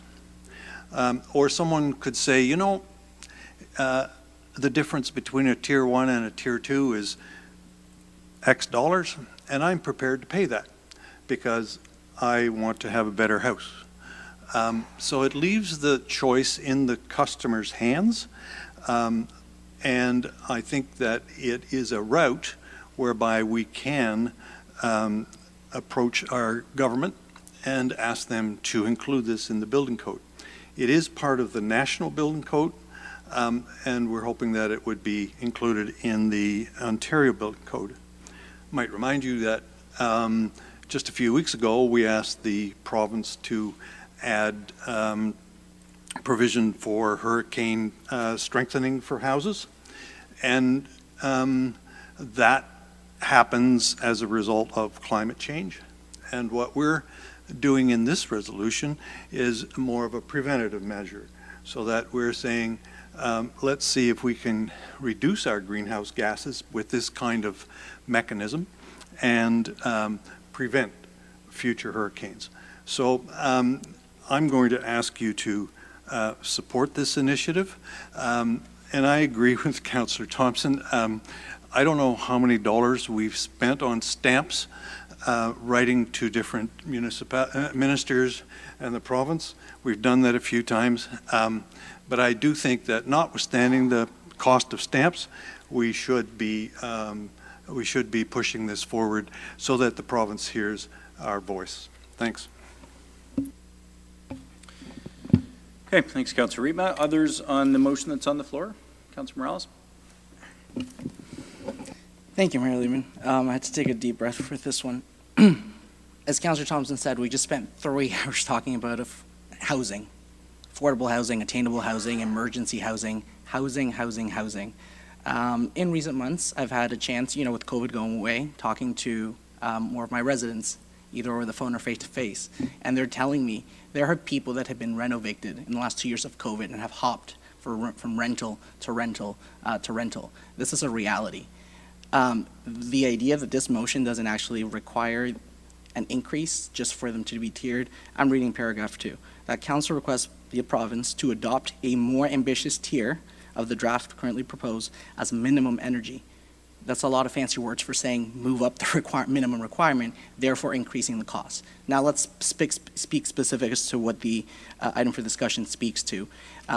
Achieving a higher energy efficiency standard in the National Building Code is to green development standards is expensive.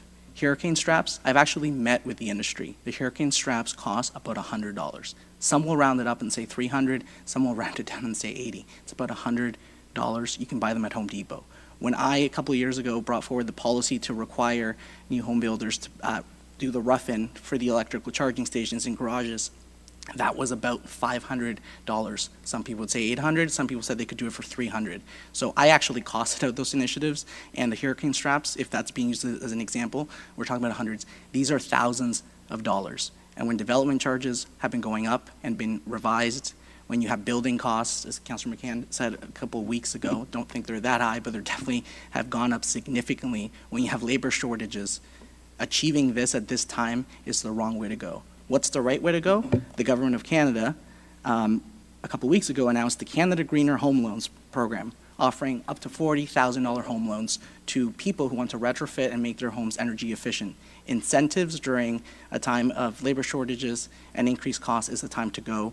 And again, this item for discussion, even backing on to talking about affordability and housing, is frustrating. And I want to explain the frustration in my voice. Ward 9 specifically has one of the most housing starts in the entire city. Respectfully, we're carrying the back of other wards who have almost no housing starts.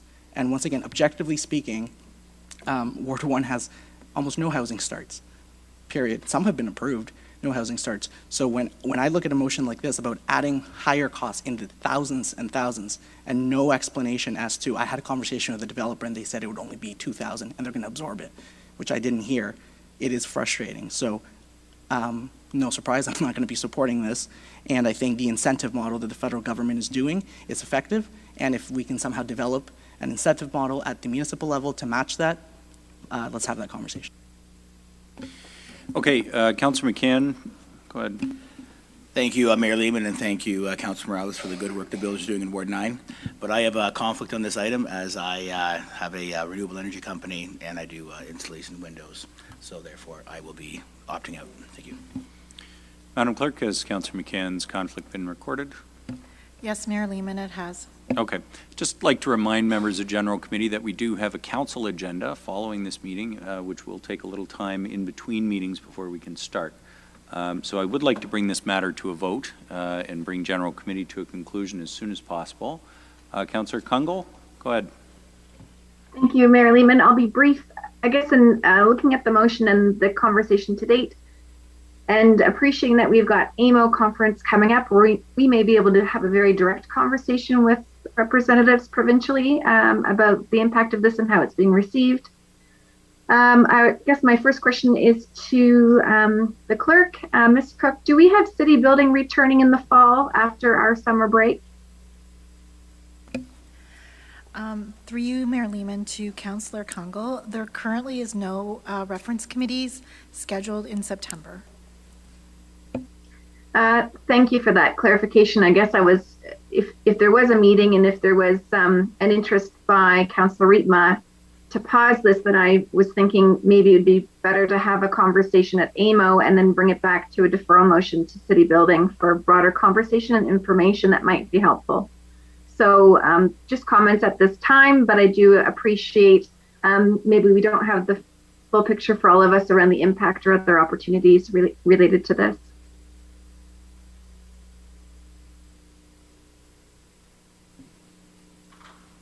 Okay, thanks, Councillor Kungl. Appreciate that. Are there any other comments on the motion that's on the floor? Councillor Owen?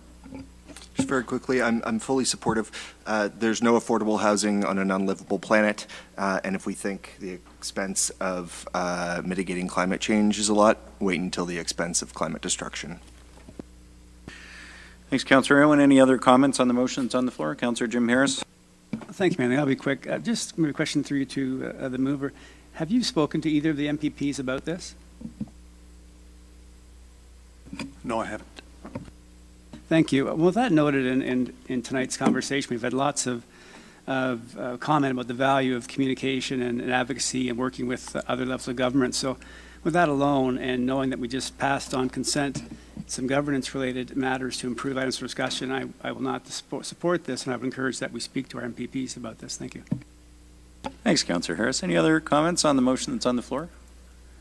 Okay, seeing none, I'll call the question. Those in favor of the motion, please indicate. 1, 2, 3, 4 opposed. 1, 2, 3, 4, 5. That fails. Okay. That completes General Committee's items that have been held. We will do inquiries and announcements at Council. We have circulation lists. The June 20th circulation list. Anybody have any items from June 20th they wish to speak to or refer? Okay, seeing none. June 27th circulation list. Seeing none, this completes General Committee. General Committee is adjourned. Madam Clerk, how much time do you need before we can roll right into City Council? 5 to 10 minutes? You have 7. We will start City Council at 10:20. General Committee is adjourned.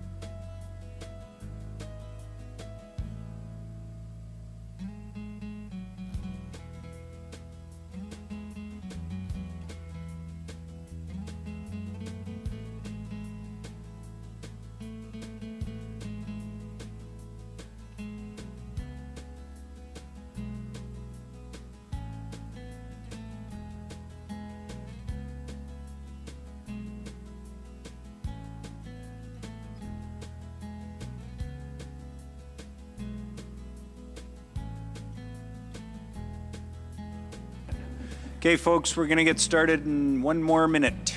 Nope, we're going to get started now.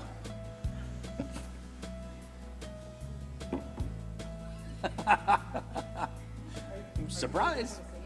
I'm not going to go out and come back in. Is that what you did? A sing-off? Oh, we totally should. Pro Canada. Now is time when Uba belt.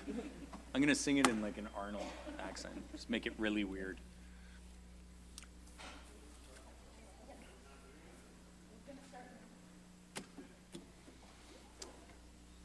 Well, we do need our members.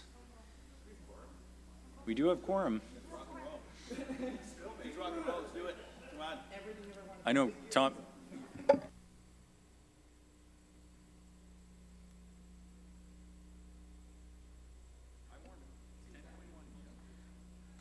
Please rise as you are able. I now call this meeting of City Council to order.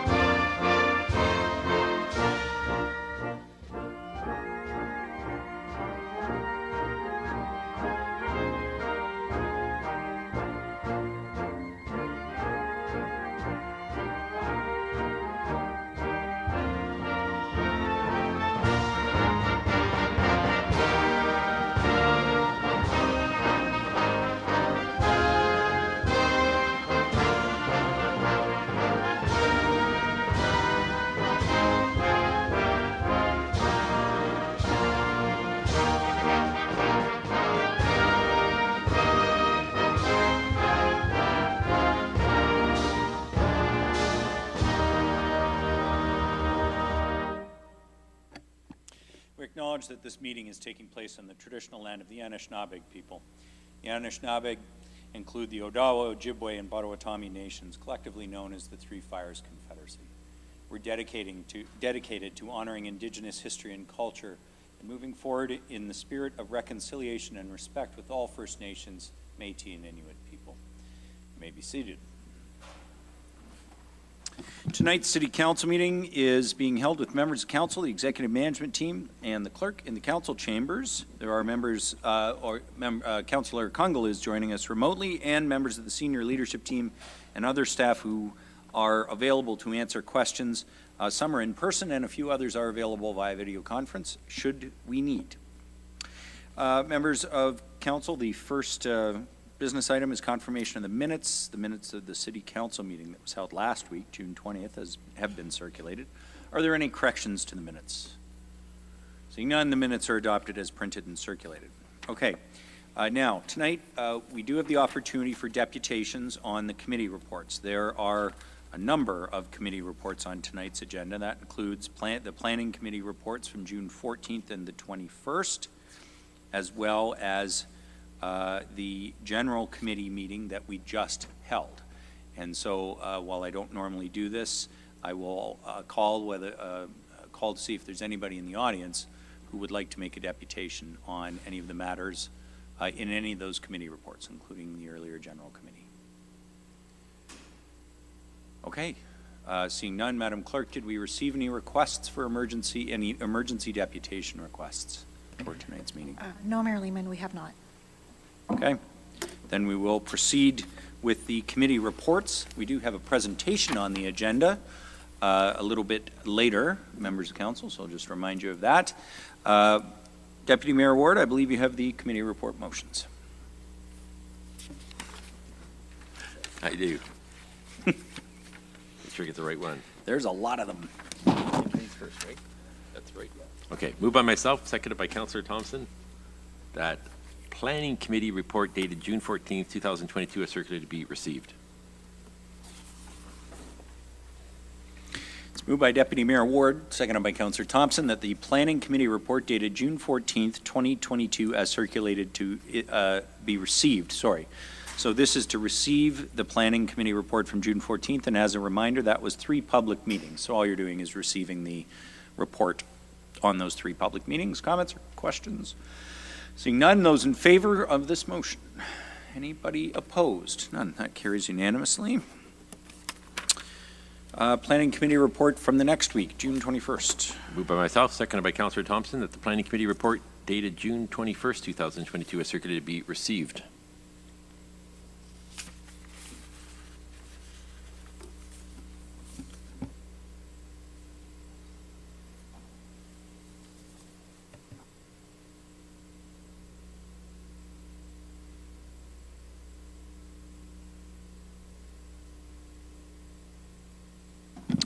All right, it's moved by Deputy Mayor Ward, seconded by Councillor Thompson. The Planning Committee report dated June 21st, 2022, as circulated, be received. Again, it's to receive the report of 2 public meetings that were held on June 21st. The first was an application for zoning bylaw amendment at 667, 669, 673, 675 Yonge Street. Second, a application for an official plan amendment and zoning bylaw amendment 518, 520, 522, and 524 Tiffin. Comments or questions? Seeing none, those in favor of receiving this report? None. That carries. None opposed? All in favor is what I meant to say. Literally, no one was in favor. Deputy Mayor Ward, the first General Committee report, the 2 confidential items from earlier tonight. Moved by myself, seconded by Councillor Thompson, that Section A of the first General Committee report dated June 27th, 2022 be adopted. Okay, it's moved by Deputy Mayor Ward, seconded by Councillor Thompson, that Section A of the first General Committee report dated June 27th, 2022 be adopted. We will do these 2 items separately. This was a confidential item. Instructions to be applied to negotiations on behalf of the municipality, negotiation of potential park enhancement opportunity. That's the motion title. Comments or questions? Okay, seeing none, those in favor of Section A? Anybody opposed? None? That carries. Section B, please. Moved by myself, seconded by Councillor Thompson, that Section B of the first General Committee report dated June 27th, 2022 be received. Thank you. It's moved by Deputy Mayor Ward, seconded by Councillor Thompson, that Section B of the first General Committee report dated June 27th, 2022 be received. This is to receive the confidential labor relations matter QP negotiations. Comments or questions? Seeing none. Those in favor? None opposed. That carries unanimously. Thank you very much, members of council. That brings us to the second General Committee report. There's still C. Sorry, that doesn't bring us to the section because there's a Section C. Moved by myself, Very seconded by important Section C. Go ahead, Deputy Moved by Mayor. myself, seconded by Councillor Thompson, Section C of the first General Committee report dated June 27th, 2022 be adopted. Okay, it's moved by Deputy Mayor Ward, seconded by Councillor Thompson. Section C of the first General Committee report dated June 27, 2022 be adopted. This is with regards to QP negotiations as well. Comments or questions on Section C? Seeing none, those in favor of Section C? Are any opposed? None. That carries unanimously as well. Okay, that completes the first General Committee report. Now, the second General Committee report is this evening, the meeting from 7 o'clock this evening. Section A, please. Moved by myself, seconded by Councillor Thompson, that Section A of the second General Committee report dated June 27, 2022 be received. It's moved by Deputy Mayor Ward, seconded by Councillor Thompson, that Section A of the second General Committee report dated June 27th be received. This is to receive the report of the Finance and Corporate Services Committee from June 21st. Comments or questions? Seeing none, those in favor of Section A? Anybody opposed? None. Carries. Section B, please. Moved by myself, seconded by Councillor Thompson, that Section B of the second General Committee report dated June 27, 2022 be adopted. It's moved by Deputy Mayor Ward, seconded by Councillor Thompson, that Section B of the second General Committee report dated June 27th be adopted. To be clear, this is the following items, the items that went on consent earlier tonight. City facilities, support for fully accessible washrooms. Warming spaces and de-escalation training for contracted security services. Always stop at Red and King. That might be a typo. Declaration of municipal capital facility item for the Holly Branch Library.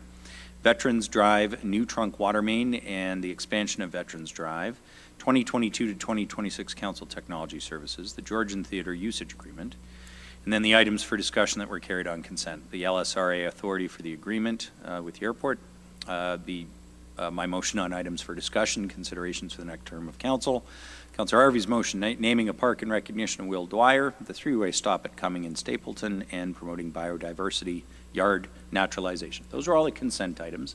That's what's in this report, Section B. Any comments or questions on any of those? Okay, seeing none. Those in favor of Section B? Nobody is opposed. That carries. Thank you very much. Section C, please. Moved by myself, seconded by Councillor Thompson, that Section C of the Second General Committee report dated June 27, 2022 be adopted. It's moved by Deputy Mayor Ward, seconded by Councillor Thompson, that Section C of the Second General Committee report dated June 27th be adopted. This is the pedestrian crossover item, the amended motion in Ward 7. Comments or questions on Section C? Okay, seeing none. Those in favor? Anybody opposed? Sorry, I'm going to register my opposition for the record, but that does carry 10 to 1. Section D, please. Moved by myself, seconded by Councillor Thompson, that Section D of the Second General Committee report dated June 27, 2022 be adopted.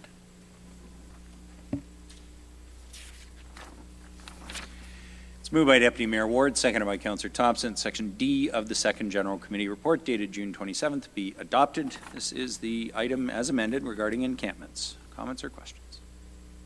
Seeing none. Those in favor of the motion? Opposed? 1. That carries. Okay. Section, what are we up to? E. Moved by myself, seconded by Councillor Thompson, that Section E of the Second General Committee report dated June 27, 2022 be adopted. Moved by Deputy Mayor Ward, seconded by Councillor Thompson, that Section E of the Second General Committee report dated June 27th be adopted. This is the Ontario Build It Right motion, and this was defeated. So it is to be received, not adopted, right? Yeah. Okay. I'm just going to cross that out. Is that okay with you, Deputy Mayor Ward and Councillor Thompson? Okay. It is to be, in fact, received because the item failed. Okay. Councillor McCann? Thank you, Mayor Lehman. I've got a conflict as I've got a home renovation company. Thank you. Madam Clerk, has Councillor McCann's conflict been recorded? Yes, Mayor Lehman, it has. Thank you very much. I'll call the question. Those in favor of Section E? Sorry. Yeah, so should I explain again where we are? Okay. Okay. Those who are in favor of Section E, it is to simply receive the item. 1. Those opposed to receiving it.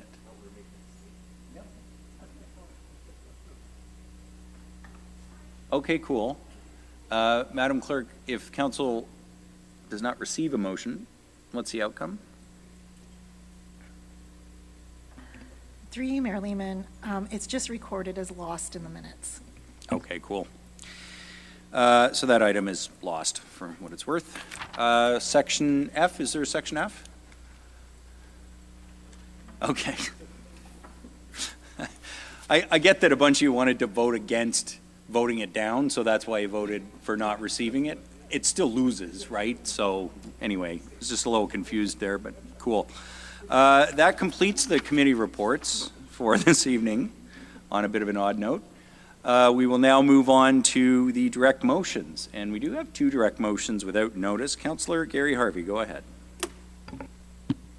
Thank you, Mayor Lehman. I guess we can deal with them individually because it depends what happens with the first one as to whether we need the second one or not. Moved by myself, seconded by Councillor Natalie Harris. Amendment rate of speed bylaw 2002-191, Schedule C, Salem Road. 1, that rates of speed bylaw 2002-191, Schedule C, authorized rates of maximum speed 60 kilometers per hour as amended. Oh, actually, that should actually read 80, right? We need the procedural motion first. You want the procedural first? Okay. My apologies. Okay, motion without notice, amendment to speed rate, bylaw 2002-191, Schedule C, Salem Road, that pursuant to section 7.1 of the procedural bylaw 2019-100, permission be granted to introduce a motion without notice concerning an amendment to the rate of speed bylaw 2002-191, Schedule C, concerning Salem Road.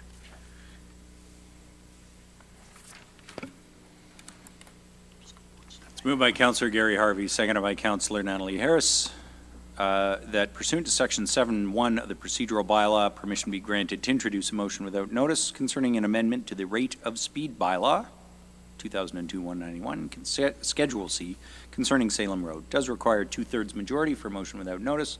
Comments on the motion, or the procedural motion? Seeing none, I'll call the question. Those in favor? Anybody opposed? None. That carries. Go ahead, Councillor Harvey. Thank you, Mayor Lehman. Moved by myself, seconded by Councillor Natalie Harris. Amendment rate of speed, bylaw 2002-191, Schedule C, Salem Road. 1, that rates of speed, bylaw 2002-191, Schedule C, authorized rates of maximum speed 60 kilometers per hour as amended be further amended by deleting the following. The street Salem Road between Highway 400 to Veterans Drive.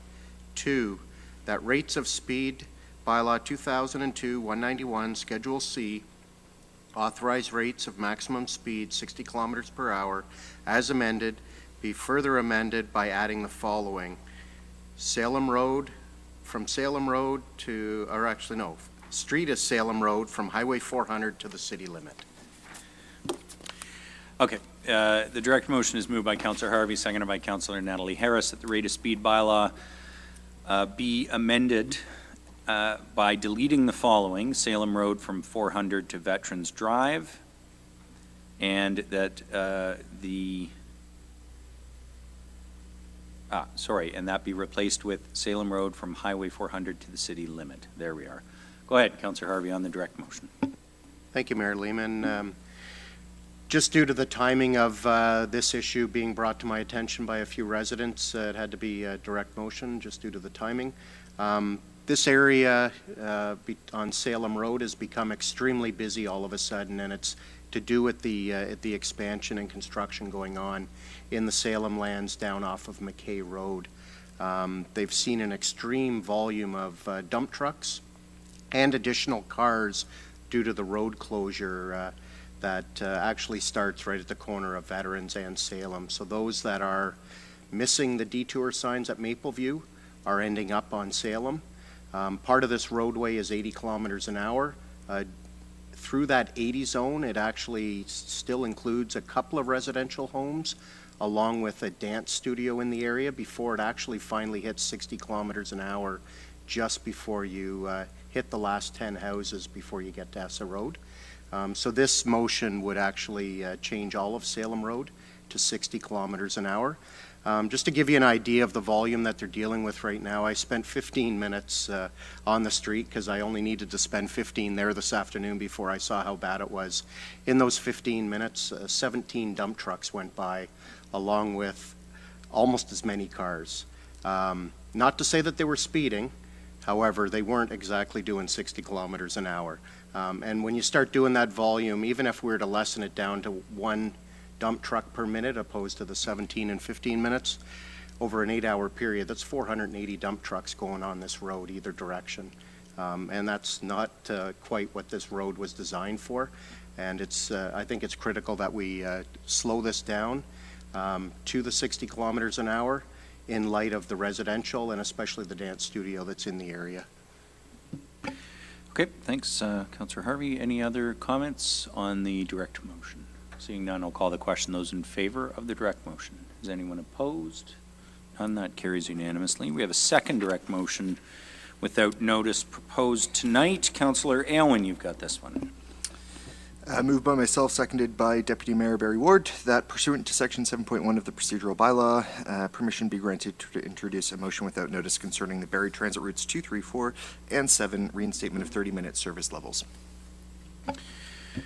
Thank you. It's moved by Councillor Aylwin, seconded by Deputy Mayor Ward, that pursuant to Section 7.1 of the procedural bylaw, permission be granted to introduce a motion without notice concerning Barrie Transit Routes 2, 3, 4, and 7 reinstatement of 30-minute service levels. It does require 2/3 majority to proceed.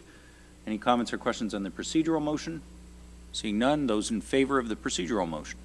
Anybody opposed? None. That carries unanimously. Go ahead, Councillor Aylwin.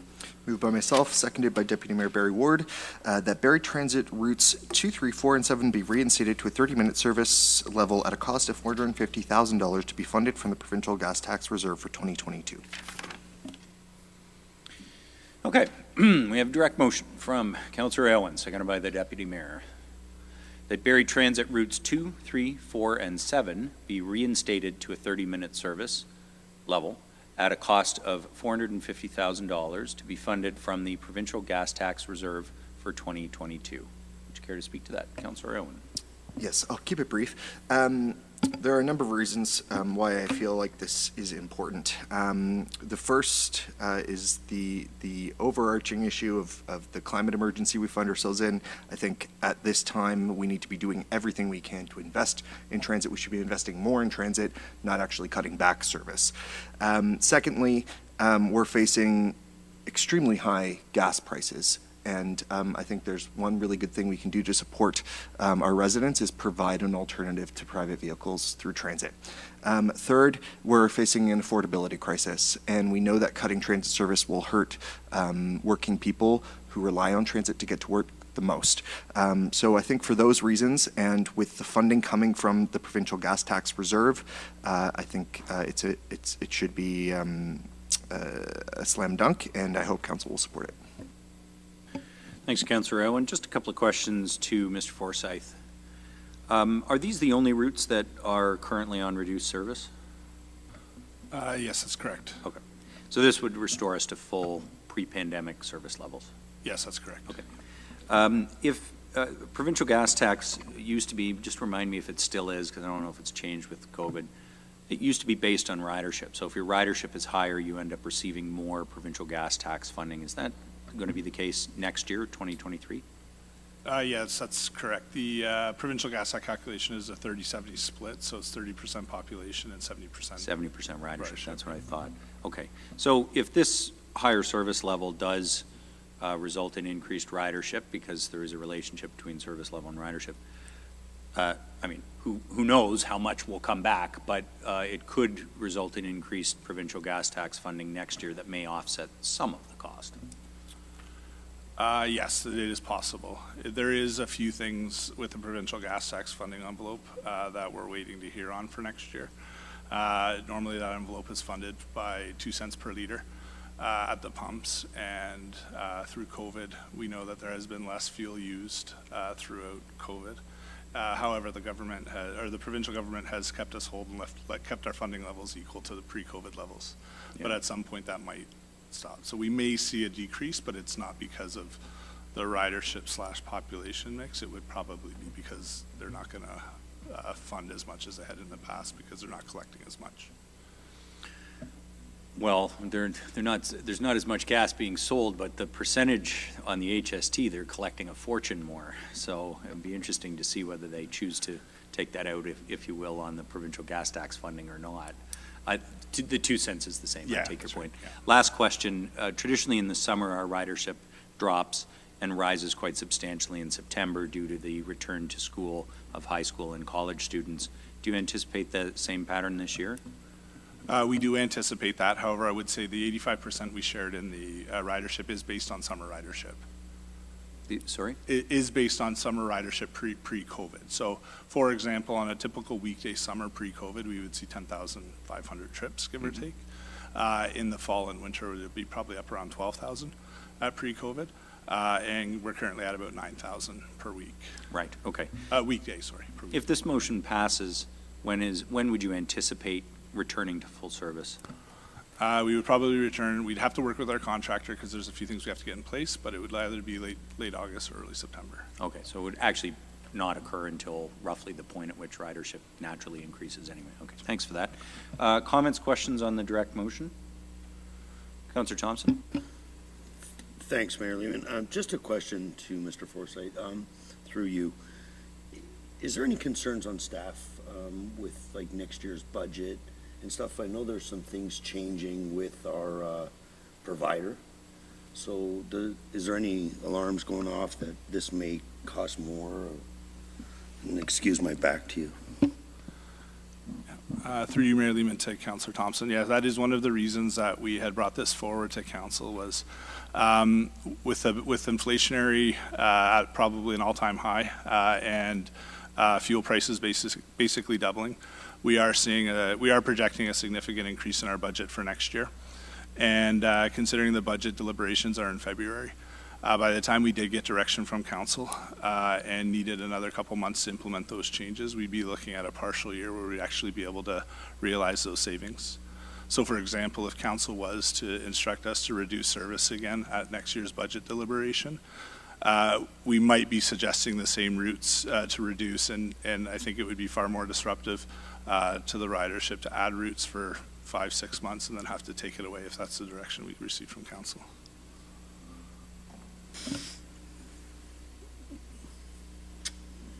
Thank you for that. Okay. Yeah, this is a tough one. Just with and you know, I understand the reason why, and I know people rely on transit and stuff, but just I don't want to cripple the system, you know, going forward. If ridership isn't at its peak, it's maybe something we could revisit. But I guess because of the date, this would be a funding formula that we'd be unable to Yeah, I release. think if this council wants to make a change like this, it's got to do it right now. Yeah. Okay. Do you want me to come back to you, Rob? Okay. Councillor Harvey? Actually, Councillor Kungle was ahead of me there, so I can wait. Sure, happy to do that. Councillor Congo, you're up. Thank you, Mayor Lehman. Thank you, Councillor Harvey. I'm supportive of the motion, and I do want to thank staff for providing some detail on it. My understanding is that we do have enough funds within the allocated budget that's identified there. I believe it is the provincial gas tax reserve for the 450K. While it is the decision of next council, I believe, for anything that impacts 2023, I would like to see council consider restoration. Noting that staff indicated that we wouldn't really be up until late August, I believe, to early September. My understanding is we're already seeing, while some of the routes do take longer, and I believe Route 8 covers some of the areas where we've had complaints to date, it sounds like there has been complaints with impacts to staff, and businesses have raised concerns around retention of staff and recruitment of staff because of the delayed option and the time that it's taking to get to work for some of those individuals. I completely respect that we may not have the full data around the impact of this change yet.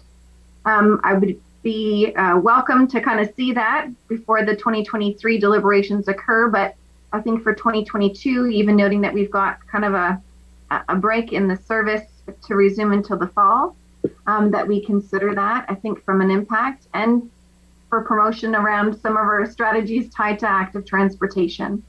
And so other than that, I'm not sure if there's anything in addition that staff want to add, but I did want to compliment, because we've had many conversations around the Active Transportation Committee about moving towards our electronic fleet and transit.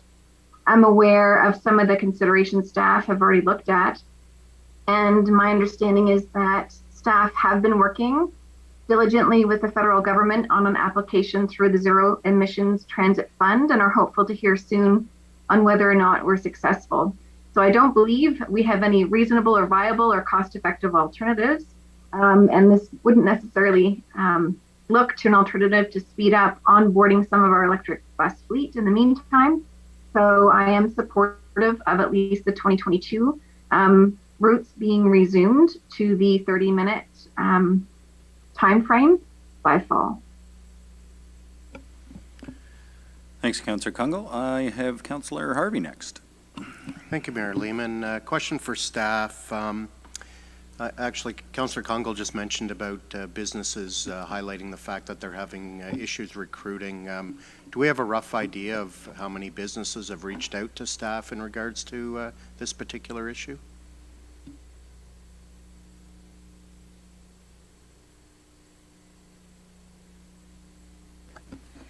Ms. Lecter.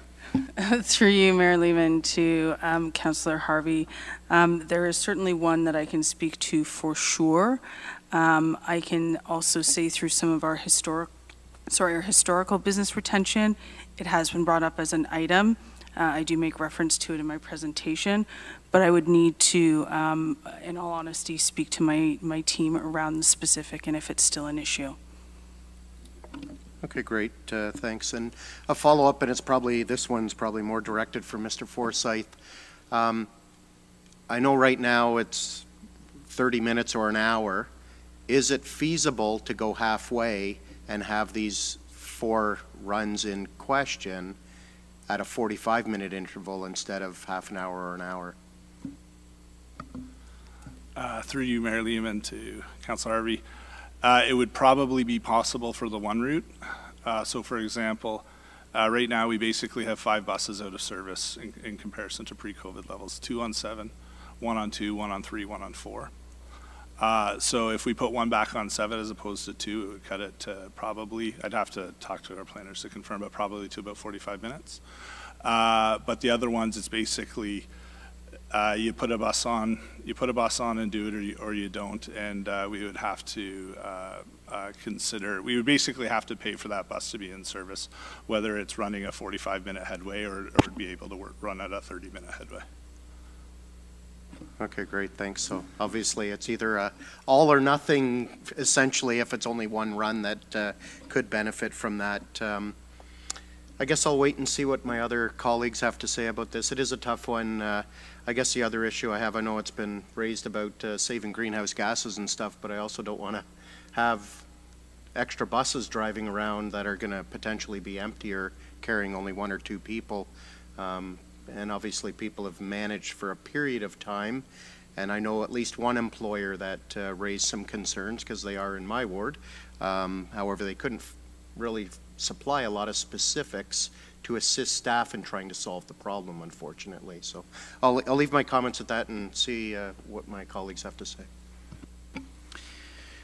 Thanks, Councillor Harvey. Councillor Morales. Thank you, Mayor Lehman. I was going to be opposed to this, but listening to my colleagues, I believe, short of a last-minute thing, I'm going to be in favor of it. And this is why. Mayor Lehman, your comments about the fact that once the numbers come in, we might not be in such a shortfall as predicted. I know staff always like to provide conservative numbers, and that is responsible. So that is a point that stuck with me.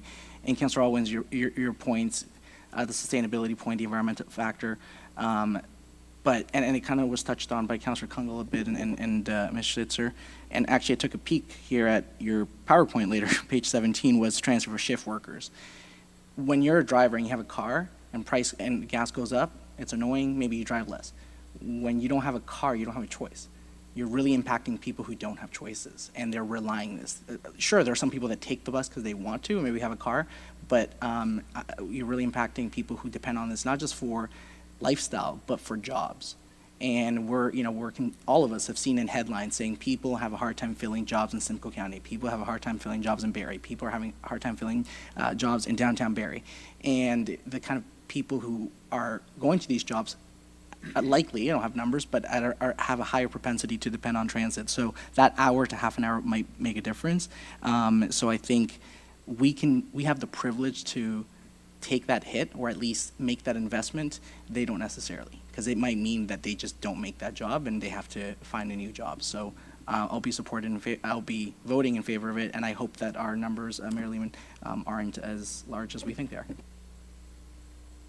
Thanks, Councillor Morales. Any other comments? Councillor McCann. Thank you, Mayor Lehman. Maybe just a question for the mover. You and Mr. Forsyth seem to be pretty aligned here. Is this coming from you, or is it coming from staff, this direction? Thank you for the question, Councillor McCann. So there was a memo on the circulation list regarding staff's intention to not return the service levels on these routes to pre-pandemic levels. And in that memo, they suggested that if council wanted to direct staff to do something else to restore the service, then we could do so. So that's why I've done that. Okay, appreciate that. Missed that memo. Maybe a question I have for Mr. Forsyth. You kind of mentioned that maybe it's an all or nothing tonight, right? And right now we're at 9,000 ridership, and we were at 12,000 before pandemic. Through Mayor Lehman to Councillor McCann. So a summer typical weekday ridership pre-COVID was 10,500, and we're currently at 9,000. 12,000 is weekday in the fall and winter, essentially because the college has so much more students at that point. So we will likely see an increase in our ridership in the fall. Okay, so in the fall we're going to surpass our numbers, and so the need will be stronger, is what you're speculating. Yes. Okay, and all right. Well, then that pretty much sums it up. I mean, I guess I do approve this then, or do support it. Okay, any other comments on the motion? Councillor Harvey, did you speak already? Yeah, we're at council, yeah. Anybody else? Okay, Councillor Riepma. I just might make one observation, and that we're never going to build ridership on our bus system by cutting service, only by improving service. So if we're going to reach out to people and get them onto our buses, we've got to provide good service for them, or better service. So I'll be supporting it. Thanks, Councillor Riepma. Anyone else wish to comment? I'm going to vote for it, and I'll call the question. Those in favor? Anybody opposed? None. That carries unanimously. Thanks for that. And let's hope it works. Okay, that completes the direct motions. Okay, so it's 3 minutes to 11. Now, poor Ms. Schlichter would have to get up, give a presentation, and hear all our questions. So what is your pleasure, Council? Do you wish to defer this item to a future meeting, or do you want to proceed with the presentation?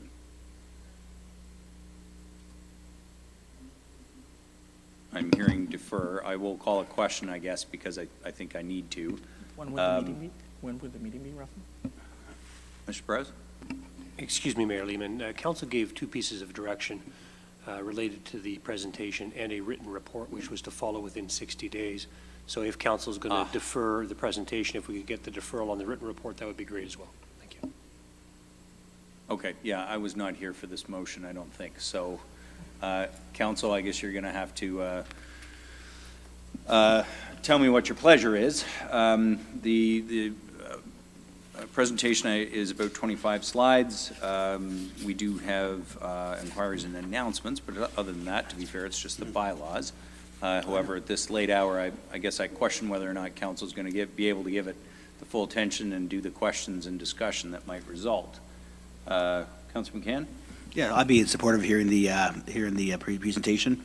Ms. Schlichter had a short time slot. I'm sure she worked really hard on this, so I think it would be insulting not hearing it from her, putting so much work into getting this done now. So I think that this is the last council meeting we have all summer. We should pull the socks up and listen to this. Okay, members of council, I will literally poll the table on this. So those who wish to hear the presentation now, please indicate. I will also ask for those who wish for it to be deferred. So those who wish to hear the presentation now, please indicate. 2, 3, 4. Those opposed or who wish to defer it? Okay, that does carry. So we would defer this to the September 12th meeting of City Council. And the report, I'm assuming as well, members of council.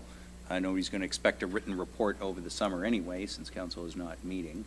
But I think to be fair to Mr. Prowse and Ms. Schlichter, I'll call the question on that. Are you in favor of deferring the report as well? Please indicate. If you're in favor of deferring the written report as well. Okay, those opposed? Okay, that carries as well. So that item is deferred to the September 12th meeting. And we now need a mover for, sorry. Do you want that as a formal motion? I thought we were doing just agenda. Okay, fair enough. Deputy Mayor Ward, mover. Councillor Elwin, seconder.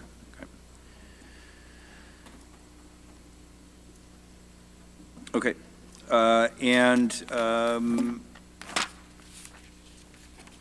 That brings us to inquiries. But before we do that, we do need a procedural motion to continue past 11 o'clock. Not going to get one of those either, are we?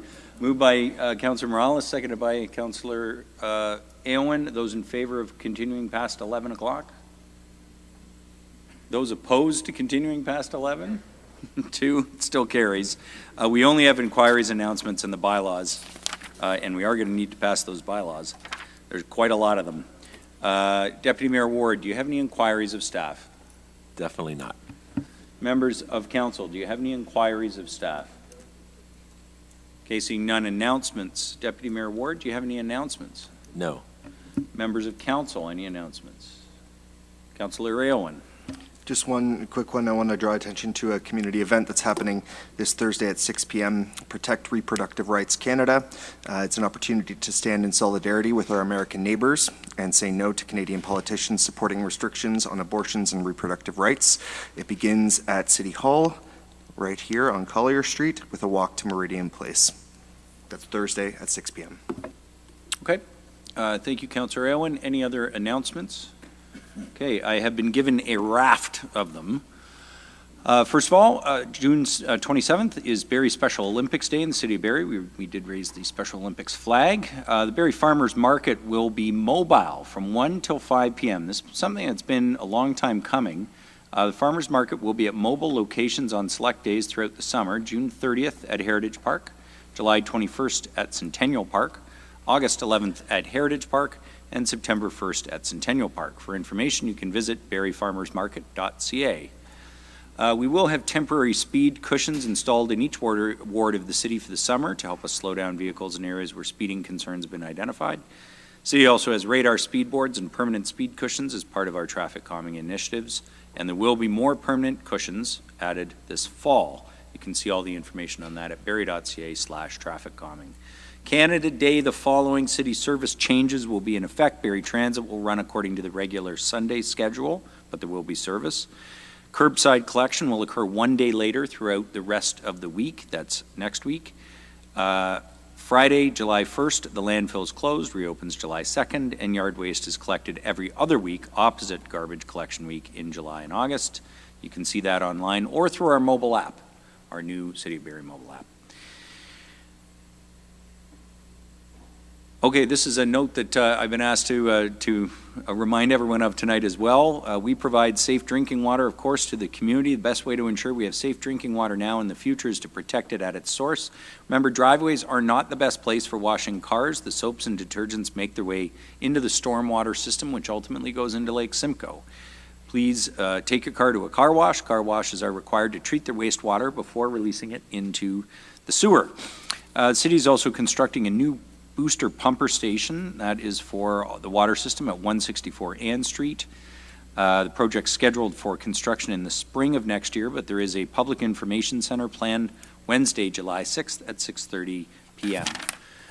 Before we move on to the bylaws, this is the last regular city council meeting until September. General committee will resume on Monday, September 12th, 2022.